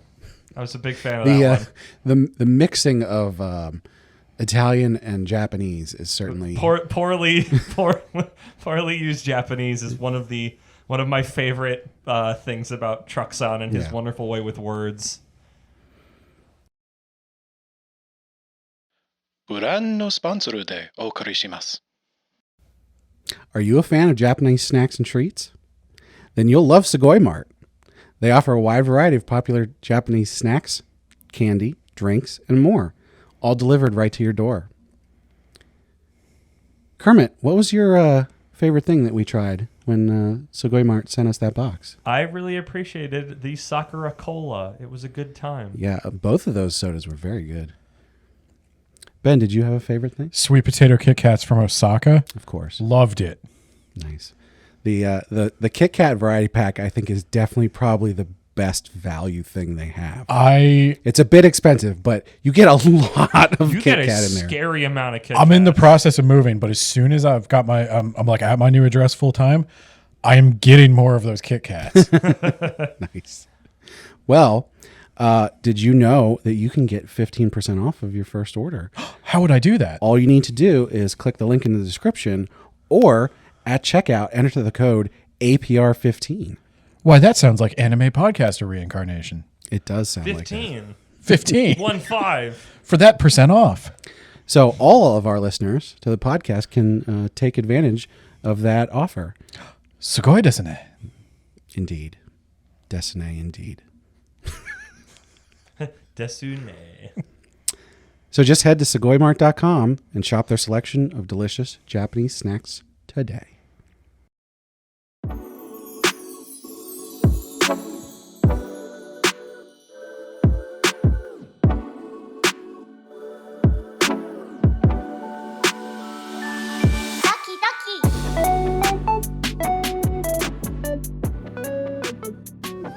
Kermit, what's it time for? It's time for light novel, manga, anime, trifecta club. Awesome. Club. Well, Ben really wanted to talk about this, as we all saw in the second segment. So, Ben, did you like the light novel for Faraway Paladin? I did.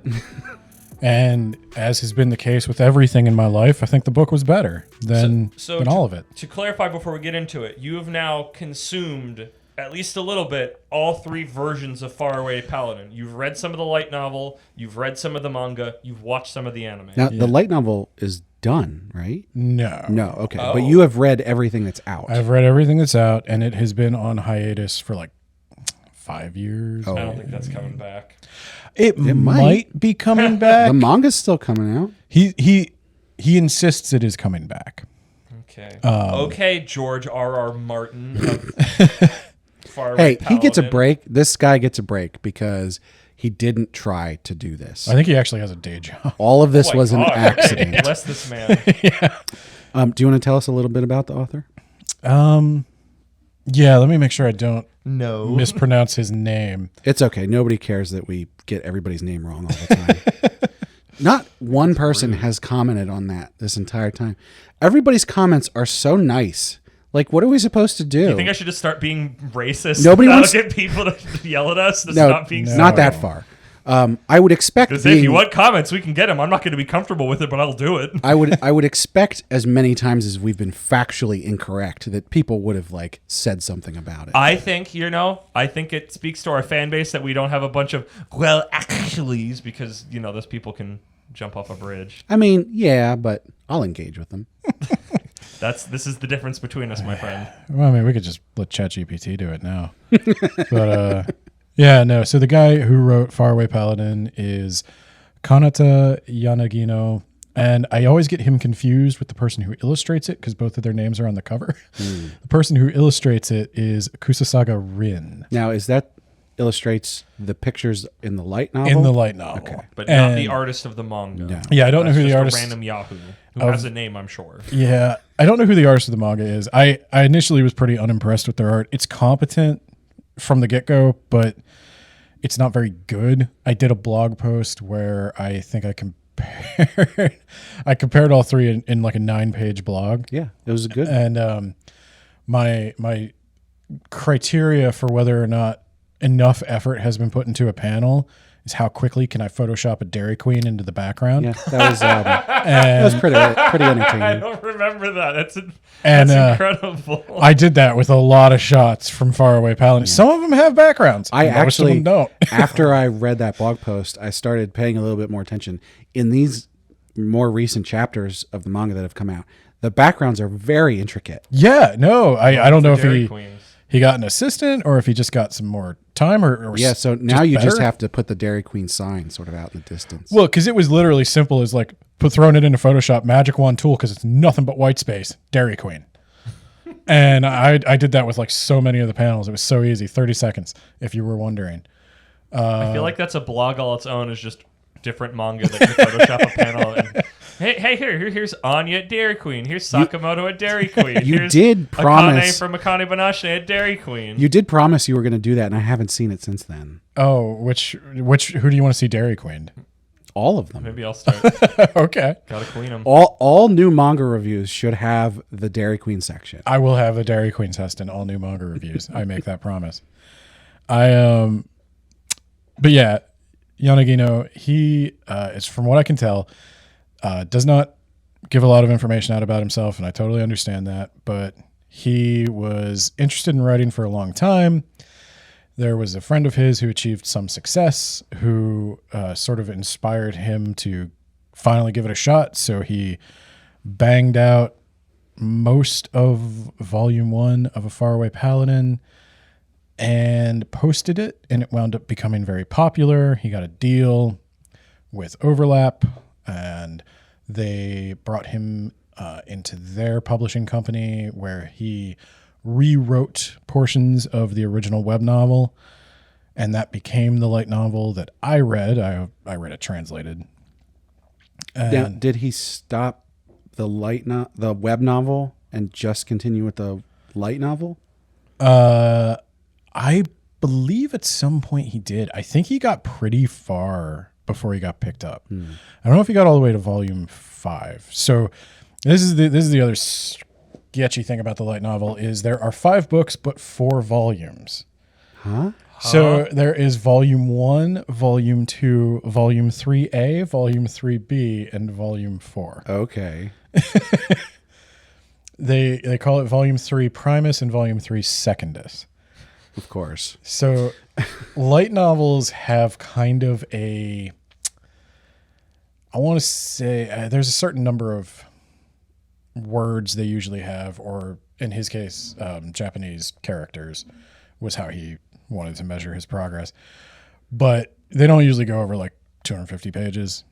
Basically like Goosebumps for, the 13 to 19 crowd. It is called a light novel. Yeah. No, and I've read a couple now. Would you call a Goosebumps a dark novel because they're spooky? Hi, this is my input for this segment. But so I don't know why he initially went on hiatus. I can tell you that if you're reading along in the manga, I think they are in the Rust Mountain arc right now. Correct, at least from what I remember. The light novels finish that arc. Good. And then they have a kind of wind down moment where the volume 4, book 5 is a series of short stories with each of the characters called the Silmarillion. Wait a minute. So volume 5 is filler? Interestingly enough, a lot of people I didn't even do that on purpose. a lot of people actually have criticized it for that, and it's a good thing because Is it filler by your definition, Ben? I did not think so, but I understand in this case why. It's fuzzy. It's fuzzy. What was it? Futzy. Futzy. Well, Futzing is as a positive connotation. Yeah. Well, I guess in this case No, it's that's what I'm Futzing. saying. And in this case, I considered it futzing. You're spending time with people. The Rust Mountain arc is almost in the printed pages I have, it's almost 400 pages. Wow. Which big font, small books, not really 400 pages, but it's not 400 manuscript pages, I should say. But it's a long arc, and it has a lot of twists and turns. It introduces an element that doesn't change everything, but it adds a lot of context to all the stuff that came before. And I thought it was okay to take a minute and just kind of hang out and deal with that and like remember what he was fighting for and get back to the people a little bit. Well, as we've already established in this episode, we have slightly different takes on filler. What is fluff? than most people. What is fluff and what is futzing? Yeah. Yeah, what people didn't like about it, they thought it was fluff. I didn't. I enjoyed the short stories, but they thought like, oh, he doesn't know where he's going with this. He didn't jump right into the next arc. He just did all these short stories. I didn't want short stories. I wanted, real stories. What's next? Yeah, because he includes extra short stories in these light novels, and I think people are used to this kind of content being extra, and so they were disappointed they had to pay I think for I it. mentioned this before. Bonus content. Yeah, but they were disappointed they had to pay for it. Like, this is not normally what they buy the novels for. Yeah, except if you take 10 different pieces of bonus content and stick them all together, it can be Yeah, but I one think thing. it's all of that ilk. As someone who admittedly likes that stuff in Faraway Paladin, where it's like, what's going on around the town? What's this guy up to? What are we doing over here? Let's have a little fun adventure over there. Like, once it got too long-term narrative, I felt like I got a little lost about what I liked about it. Well, and But that's me personally. There you go, where the exact opposite, where I felt like the main adventure was just distracting me from me having these like fun little chapter or two long adventures and interactions that felt like they all kind of interconnected and not just like, we're on a boat, we're going to fight the dragon and the dwarves, boat. so the way that the books are structured probably won't surprise you. It's that you're kind of reading his journal. Oh yeah. He's writing about his experiences in the first person perspective. He says I, and it's not clear who he's writing to. I think he's just sort of chronicling it for whoever. And there's a bit where the town of Torchlight that he founds. I think that's pretty early on. Yeah, fairly early. I don't think that's a huge spoiler to say if he establishes a town, but It's far enough in, but yeah, I don't think it's. yeah. I mean, it's an isekai. Yeah, he gets money and does stuff with it. But Actually, a pretty popular genre of isekai is town building. yeah, so he engages in a bit of that. And one of their things is they make paper, and that's what he starts writing his journal on, which was a neat little aside. Cute. What I compared, I have gone back and I have read all of the manga, but I have not watched all of the anime. So what I compared for my blog post was the point up to which he leaves and goes into the Beast Woods. So he completes all his training. He fights Stagnate, which I have problems with. And he saves his parents' souls basically and takes off. So I watched that in the anime, I read that in the manga, and then I read that in the light novel, and I wrote my big thing. Compare and contrast. Yeah. So, in the light novel, like I said, you're basically reading his journal. So there is a lot of his inner monologue. And in my opinion, the absolute worst way you can adapt inner monologue is with voiceover. But at the same time, I didn't think the anime did a horrible job of it. It sounded weird. The actual sound design of it was weird. That was kind of my problem with it. Yeah. I think it should have just been a standard voiceover, or maybe he has like a slightly deeper voice like they do with in My Hero. There's a few moments where older Deku voices over. He's like, and that's how I became the best hero in the world. And that would have sufficed. The voice choice of having, I'm pretty sure that's a female voice. Yeah. Oh yeah, I remember that being Pharrell. a thing when we were first watching it, where it's like, this looks like and sounds like a woman, and I was like, oh my gosh, is this a female isekai protagonist No. that didn't have any weird sexual tones to it? And then I was told very clearly, no. So an interesting headcanon bit for me is I don't know how much, I'm sure this could be disproven, but I'm not sure how much Will talks about his previous life. I don't know. Not much. Yeah, I was going to say, I don't know if he ever really talks about what gender he was. He basically I think he just mostly says, says that I he wasted my life. squandered it. Yeah. Yeah. So it's possible it was a He female. could have been either, Yeah. but not in a way that would have been that. No, painful. it's definitely not something they make a thing out of. But I was surprised how much the voice fit. Like, I watched the anime first because you suggested it. That's how I heard about the series. And reading the book, it was very easy to imagine it in that voice. I think you'll find I recommended the manga first. But I thought the voice worked. And Just to reiterate, because we did go over this when we talked about the anime on a previous episode. If you don't read manga, and I think after this, we'll find if you don't read light novels, the anime is fine. It's still a good series. You should watch it if you're not going to read Debatable. the light novel or the manga. But if you're into manga or novels at all, pick one of those. Yeah. I would say I did not. The early part of the manga is rough for me. Especially like the fight with Stagnate. I didn't really like that in the manga. As someone who doesn't really care a whole lot about art, it was very easy for me to just sort of gloss past that because I think the story and like the characters and everything are really good. So in my opinion, if you don't care about art, read the light novel. I mean, yeah, There you go. But But I want to look at the pictures, says Brad. exactly. And I have someone who I get to explain books to me. So But they all do a pretty serviceable job. So there wasn't anything that was really cut. There wasn't anything that was adapted super poorly in any of them. There were things that I think maybe have a different tone in manga. And maybe that's because I'm used to reading certain tropes in manga versus certain tropes in novels. I know you guys mentioned that you thought there might be some romantic interest with the halfling. I wanted to touch on that specifically Brad said that because one. I don't actually remember how I felt on it. it's completely possible that I was just reading into things too much. But the interactions that they have in the manga, it wasn't anything overt, but I felt hints of like, oh, there's a connection here that they have that's different from everyone else.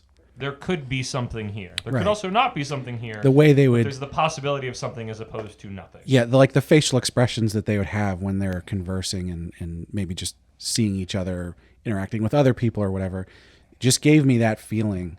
And then you mentioned that like in the light novel, that doesn't exist at all. She's physically affectionate. She hugs him. She like jumps into his arms and stuff. But it's more to in the light novel they stress that's more that she's tiny and childlike more than romantic. I don't know how it plays in the light novel, but I can tell you that there is a romantic angle to Faraway Paladin, and it's not that. The romantic angle does not come till the end of the Rust Mountain arc. So that's a slight spoiler, but I hope the main character and the elf boy kiss. I was surprised because I actually did sense more romantic tension between them in the light novel. There's definitely. I think I also got it in the manga, but in a very low key way that I felt like I was just bringing in my gay agenda. You know what? I'm in for bi-polycule. That's fine. That's good. Not in this one. There are times where I could say yes. This is I don't remember his name. Main character and elf teen guy, whatever. They definitely have like a Sam and Frodo style bond. They have a chemistry. In the Except it's much more. They're both much more attractive, which makes you want them to get together. No, it's what's it called? I don't know why I'm blanking on this. It's like where you like pick on each other. But you like each like other? it's affectionate picking on each other. Yeah. Teasing and stuff. Yeah. There's a lot of though like somebody gets injured and they're like teary-eyed trying to bring them back. Like there is plenty of true affection between them, and that's not a bad thing. Whether it's platonic or not. I'm not saying it has to be romantic. I'm just saying I want it to be romantic. They're two hot people who are really close and often alone in the woods together. So who knows? To quote my favorite post that was ever made about Beastars, I want to see the wolf welcomes the bunny. It was misspelled, and I treasure it to this day. But this was the first fiction light novel I ever read. I've read one other light novel, and it was a story of an anime screenwriter. It was her autobiography. Oh, interesting. Yeah, and that was actually my first exposure to light novels. I was surprised that they could be nonfiction. I was surprised that they weren't dumb. Sorry. I'll apologize for that misconception or prejudice. I think that, that is definitely a thing. When you sort of first hear about the concept of what this is, it's very easy to fall into that cognitive trap. And when their names are the most just... Well, yeah. Well, I'm the prince in this world, and oh no, my power level is off the charts. A lot of them are super horny. I'll read that manga. I'm sure you already do. Because that's the other problem. You go to the light novel section in Barnes & Noble, which I'm fascinated that it exists, but... They're really horny, a lot of them. Does that surprise you? No, but it gives you a certain, like when you see just a big titty anime girl on the cover of something, you're like, oh, this is going to be intellectually stimulating. My judgment rating goes up by a factor of like 15 when I see it's like, is this a moe blob? Get out of here. Yeah, but Faraway Paladin has really good illustration. Not a lot of it in the books, and it's obviously not meant to be in black and white. It becomes a little hard to parse when you're looking at it in black and white, but the stuff that's in color is really good. Interesting. Okay. Next time I go to Barnes & Noble, I'll have to leaf through one and look at what things look like comparatively to the other two. Yeah. As in terms of the writing, I think the translation was kind of like, it was okay. It's tough for me to gauge like what was the translator's choice versus how it was written. I can't believe you're not reading things in the original Japanese at this point. Light How novels. are you going to read 5 books in a meaningful time? Light novels. I mean, it'd take them all. Do not have furigana. I will have you know, I took a test and I read at a first grade level in Japanese. So proud of you, Ben. How many years have you been studying it? I'm gonna put a 2. gold star Seriously, on the calendar. I've been trying to read for 2 years. So, like I struggle with like Japanese fairy tales. So this would have been light novels. Don't use furigana if anybody cares. Is that the like elementary school alphabet because they made multiple alphabets for some reason? No, furigana is when you write in kana above the kanji to say what it sounds like. Oh yeah. And in light novels, the way that usually works is the first time a character is introduced, they use furigana, and then afterwards they don't, because they assume you're a little older. So it may be an unfamiliar character, but like once should be enough for you. And it's not for me. So I have a vocabulary deficit and a kanji deficit. So I'm working with that. But yeah, the language in the translation is like oftentimes super casual. And that's kind of Will's character, but also sometimes it's dumb. Like when he's meeting with the bishop or whatever.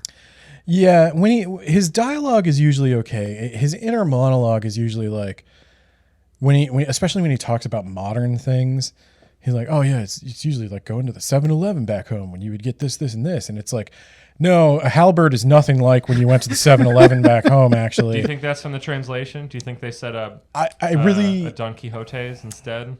I really can't tell. I mean, 7-Eleven's a Japanese company. Also true, so. yeah. There's also 7-Elevens in I Yakuza, think, which is my case point. I think that the translation is fine. I would have to go look at the original Japanese.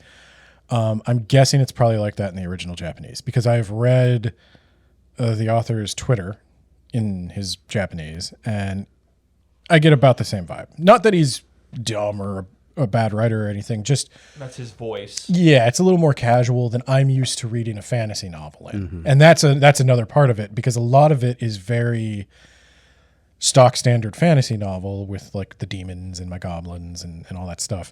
And so it's weird to see that perspective on it. But it's also cool. And it's weird to see what he cares about and what he's picked up from Western fantasy and how he works like the Japanese perspective into it. And I think Will's an interesting character. He's a compelling character. And it's the guy, as much as I make fun of his god names, his English is terrible. I'm going to say this. He tries. He tries, and I think he knows he has English speaking fans now, and he's made an effort to speak to them in English, which I think is really cool. Like if you message him on Twitter in English, he will try to message you back in English. Nice. But yeah, the gods' names are a mixture of references. There's like, I want to say the mother is like Matre. And then there's Volt, Volt, and Stagnate, which should be like, he's not Romanizing the names right, and that bothers me. You know, I do like the name Stagnate because, like, as a god of undeath, that's actually like it's spot on. I think it's too on. It's spot on. I think it's too on the nose. It's for on. What his theme I think is. it's on the nose in an interesting way. It should be Stagnus. Maybe that's my problem Make it with sound it. like a name instead of just like you can see the yeah. JoJo stand little brackets around it. like stagnate isn't a word we use very often. Of the god names, Stagnate is not the one that makes the ones that make me roll eye the most, like Volt or what's the Gracefield. Gracefiel's the you worst. guys hate Gracefield the most. I don't necessarily hate it, but it sounds weird. What's the one Whirl, whatever the wind one is? Whirl, yeah. I hate Whirl because it's like, what's his name? Whirl. But it's spelled WHOLRE or something like that. Whirl, yeah. I'm gonna hit it with the hard H. I think the god names are bad. But Stagnus or Stagna or something like that would be better. I like Stagnus because it's like Agnes, but Stagnus. Stegosaurus. Yeah, you can Romanize it. Like when the Romans wrote about Odin, they called him Odinus. But that's a little. Those silly Romans. This is a language nerd thing, and I know no one In a cares. couple episodes, folks. But it also doesn't take away from it. I got pretty used to Gracefield pretty quickly. And I actually think he did read a lot of European fantasy or mythic fiction, because there's a quality of that to the Faraway Paladin light novels that I might be the only person who takes this away from it. But like, I know we pick on isekai for being a power fantasy, but like, so is Beowulf. And so is the Saga of the Volsungs. So is like all this stuff. And I think Faraway Paladin channels that kind of nicely. And it's very light read. I mean, I sat down, I probably read each of these books in 6 hours. Oh, dang. Okay. I read most of them in a day, some of them 2 days, but I would say it's about 6 hours. I have no concept of how long reading a book is supposed to take. I'm not, I can speed read a bit when I want to. A comfortable pace for me is like 20 to 40 pages an hour. So this was faster than usual. 6 hours for that book is probably, I don't know, it's not too bad actually. But I generally read between 30 and 50 chapters of manga and manhwa a day, so.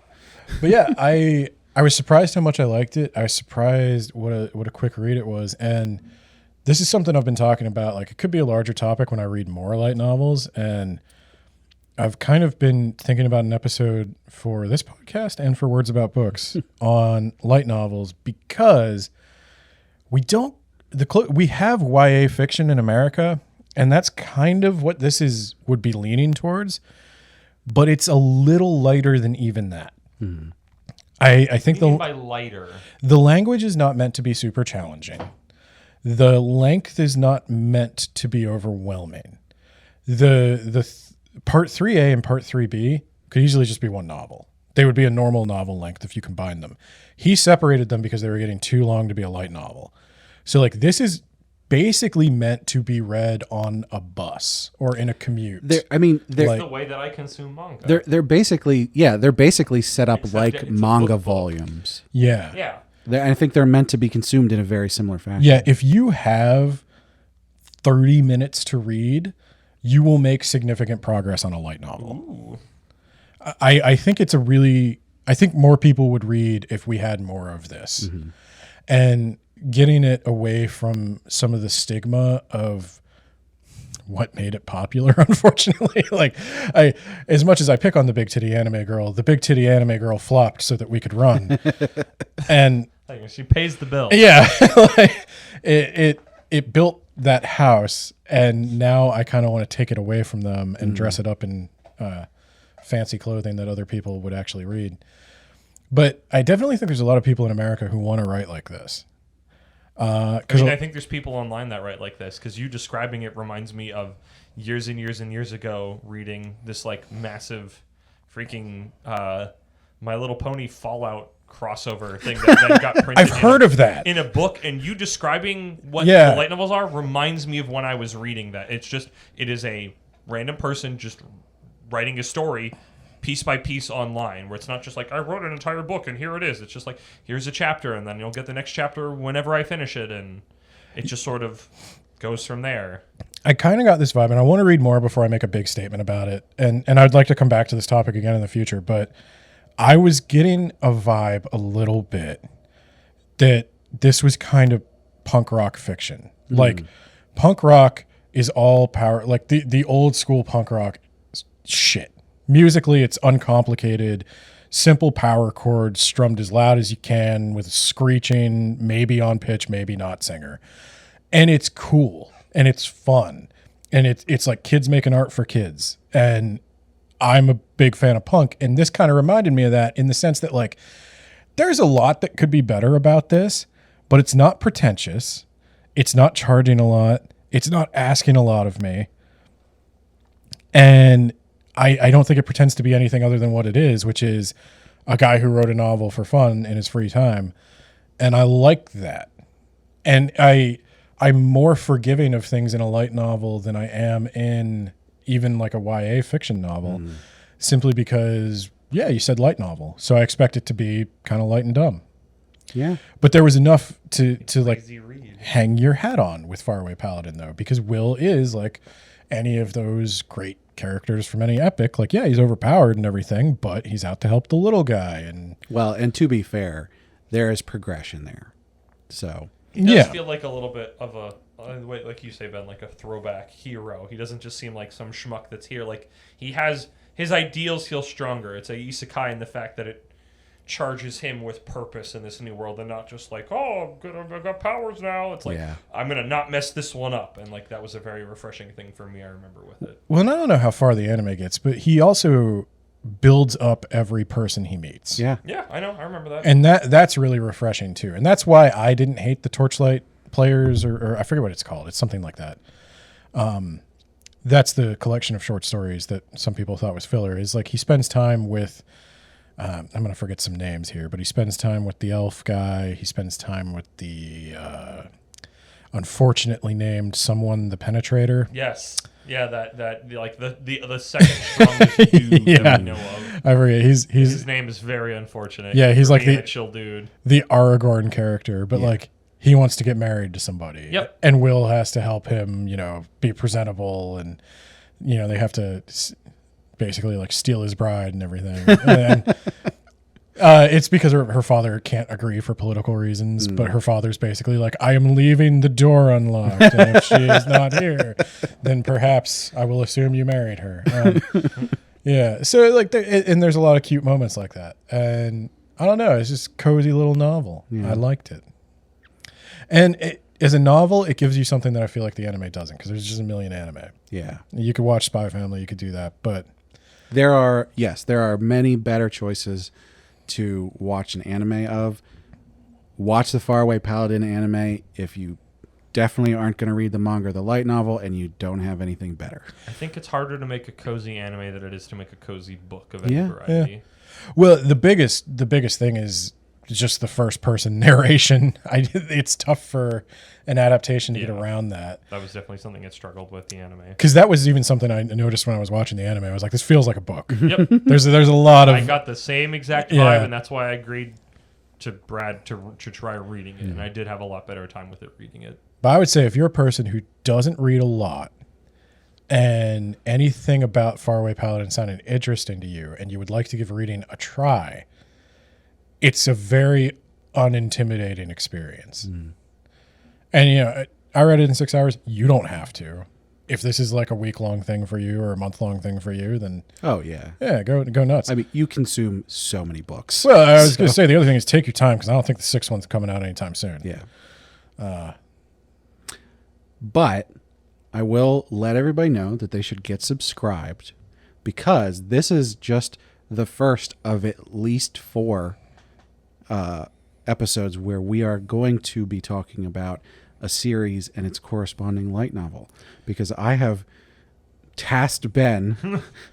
I have not yet packed Overlord because I am going to read it in the interim. Yeah, so I guess we'll do Overlord first. So get subscribed for that. We're going to do Overlord because the Faraway Paladin guy talks about Overlord on Twitter. Nice. So I want to know what's going on there. So yeah, that'll probably be like 3 months or something, because we got a lot of other stuff going on. But yeah, get subscribed for that. Don't miss it. It's gonna be a journey.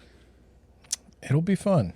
I think I'm going to be a light novel apologist. Yeah, I basically I basically said, Ben, read these 3 isekai that I like. Yeah, as light Brad novels. got both of us Christmas presents that were work. I would like to talk about light novels, but I'm not going to read them. You read them. Exactly. I told you I have someone who I get to read books for me. Yep. I even pay for it.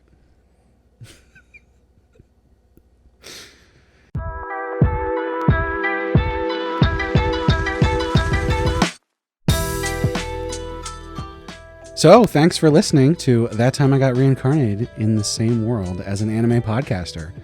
We hope you enjoyed listening as much as we enjoy recording. To find all of our social media links, such as our Twitters, Patreon, Facebook, and more, visit our website, animepodcasterreincarnation.com. You can also find articles and reviews about new manga releases up there. We'd love to hear from you on any of those social platforms, or you can leave a comment on the blog. You can even send us an email to isekai-sensei-sama@gmail.com. If you prefer to listen to our podcast in high-quality stereo, be sure to check out our YouTube channel, where we simul-release all of the episodes. Before we go, I want to remind you can check out Sugoi Mart, where you can get 15% off your order by using the link in the description or by using the code APR15 at checkout. Thanks again to Sugoi Mart. And once again, thanks for listening. And remember, in every world and in every timeline, your everyday life isn't just filler. So make the most of it.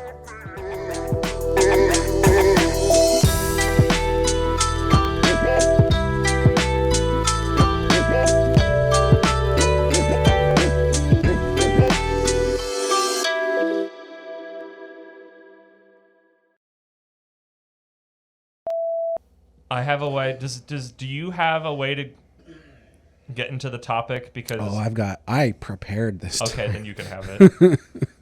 I forgot the topic, so this will all be new and exciting. Well, that'll be fine until the last segment, which is very dependent on you. Oh no, what did I do? We're going to talk about the Faraway Paladin light novel. Oh, we can do that. Faraway Paladin in all its forms and the. Yeah. I mean, you're not wrong, but I really, really don't want you to ever use that ever again. Well, what do you want me to do? Write with my brain and my hands? Write the intros you've been writing, which is fine. I haven't been writing intros. That's the problem. Yeah, your intros have been fine. No, there have not been intros. It's the imperfections that made them so special. Listen, you guys want to make fun of me for screwing up the intros? You get an AI intro. Oh God, I will worship the ground you walk on if I never have to hear and AI's making me so nervous and angry right now. I didn't think it was that bad. It's the actual intro is fine. It's just oh fuck, he's using the AI one. Oh no. He wasn't joking. I used the AI to get me to a good spot, and then I rewrote it. Okay, I'm sorry. I've got AI trauma right now. And now no one knows what it actually sounds like since I got interrupted 3 times. Yeah. Okay, I'll keep my mouth shut. I could recommend Jiangxi X, but I don't know if anybody but me is ever going to like it. I mean, I didn't. But I'm still into it. It's giving me mad Mr. Vampire vibes if you like old kung fu movies about Chinese vampires. You had a blog post about that, right? A blog post about that. I've been keeping up with it. I still like it. It's still probably because all the vampires look like those hopping vampires from those dumb kung fu movies. But I mean, Ben, you've got your hopping vampires and old kung fu movies. I have my large and/or cool women and furries, glass houses and rocks and all that. Yeah, I mean, other than the aesthetic, it's kind of generic shonen right now. But I wonder just how far they can extend that hopping vampire concept. I really want to see where they can go with it. What happened? I have not had coffee today. I have not had any. Yeah, this is the closest thing I could find to caffeine on my way here, and I know there's a Sheetz right there. Yeah, I could fall asleep. There's a Starbucks right there. Oh no, we need you for the 3rd segment, Ben. I'll be here for it, but I'll be like real chill. You be present. Yeah, man, like light novels. Who's even here, man? Light novels. Like, why is the Paladin so far away? What even is a light novel? Is it just like it doesn't weigh very much? I mean, who's written a heavy novel, dude? Dostoevsky. That's heavy, bro. I've been carrying all my books up and down 2 flights of stairs both ways. We got to bring back the douche philosophy sound with the bells. Yes. Oh, I do actually have to find that because it's in. Yeah, it shows up in those episodes. In the next one, there's a clip in my files that's that specific thing. Like I made that. I don't think I have the original file. It's not just the sound. It's like like he started talking about it. Oh. Yeah, I was like, bro. Yeah, I was really happy with that one. The Buddhist chant. So I'm dying to know what the topic is. I'm really proud of filler. If we go on any longer, we'll be guilty of filler. Yeah. So my closing question is, when did this discussion turn into filler? Oh, you decide, viewer, listener. Well, like true crime had its boom, and it's probably nearing its peak or something. I can't imagine it gets any bigger than this. I feel like we've reached peak true crime podcast at any rate. Yeah. Taking shots, I guess. You probably shouldn't say that out loud. I know. It's not a popular stance in the podcast community. True crimed? No, it's just in the podcast, in the indie podcast community. Podcast. Every single person is covering the Murdaugh trial right now. Oh, I don't even know what that is, but you're probably right that there's like 50 kabillion true crime things. Every time anything about any of those kind of like true crime things pops up on like my Reddit feed or whatever, I purposefully just do not look at it. I'm like, I don't want to know. This is getting cut, right? My wife is so into that shit. Like, she talks about it like my wife and my mom. they talk about this stuff like, oh, have you heard about the blank case? Like it was a file that came across their desk, you know? And she was like, oh, yeah, I know all about that one. Like we went out to dinner for my birthday, and it was basically they went out to dinner for my birthday to talk about true crime. Mom, I want to talk about horror. I was fine. I was like, you two entertain each other so that it doesn't have to go through me for a change. That's definitely true. So I'm not terribly shocked that the man who let ChatGPT write his intro doesn't mind the isekai machine. Sick burn, my dude. You can cut it if you want. Well, I don't think I've read any AI generated isekai yet. That you know. I mean, that's the crazy thing. It could generate an isekai so easy. And you know what? I'd read it. You're a part of the problem, my dude. That's fine. Hey, enjoy what you enjoy. Mm-mm. Don't let anybody shame you. No. There is. Hi, this shouldn't be in the podcast because this is me getting hot about things. AI is like making me really anxious and angry recently, so I'm like big not about it. I'm really worried about what it's going to do to, the world and creative people jobs, and again, what corporations will do with this technology. I agree with and you. Your swilling of trash is not going to help. I agree with you to a certain extent.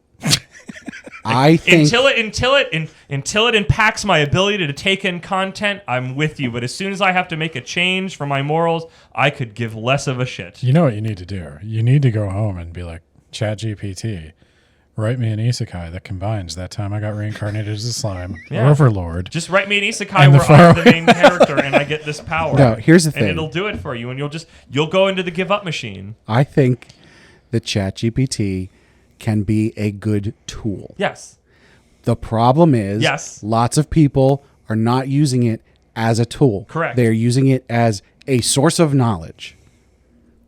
They're using it to spit out whatever. Yeah. You have to... It is a content vomiter. Right. In the same way that your computer in general is a tool, ChatGPT is a tool. But AI is a tool that I mistrust. I know the system. I used it as a tool. I gave it some prompts. It gave me some things back. I took that and I made it my own thing because I have a hard time coming up with structure. Even though your intros have been good, you just haven't been consistent with them. Oh, have they been good? Yes. Coming from the two people who have told me time and time again, oh, you didn't come up with an intro? You just have to say the same thing. That's how podcasts work. Yes, so I needed something consistent to say, and I wanted to make sure it hit all of the points. So I asked ChatGPT, I said, here are all the points I want to hit, and it said, here's a structure for that. Okay. It's your podcast. I can't stop you. The end. Like it. The end. Let's move on before this gets more testy. So I went entirely off script a lot there, but a lot of that was AI generated. You're allowed to do AI generated for stuff that makes us money. Oh yeah, I don't give. It already fits. I don't give two shits. This is one I've already accepted. I don't give two shits about. So the more boilerplate it's possible, it's fine by me. As soon as you tried to prompt one of us, I'm like, oh. I'm glad I remembered that cola. I did like that cola, admittedly.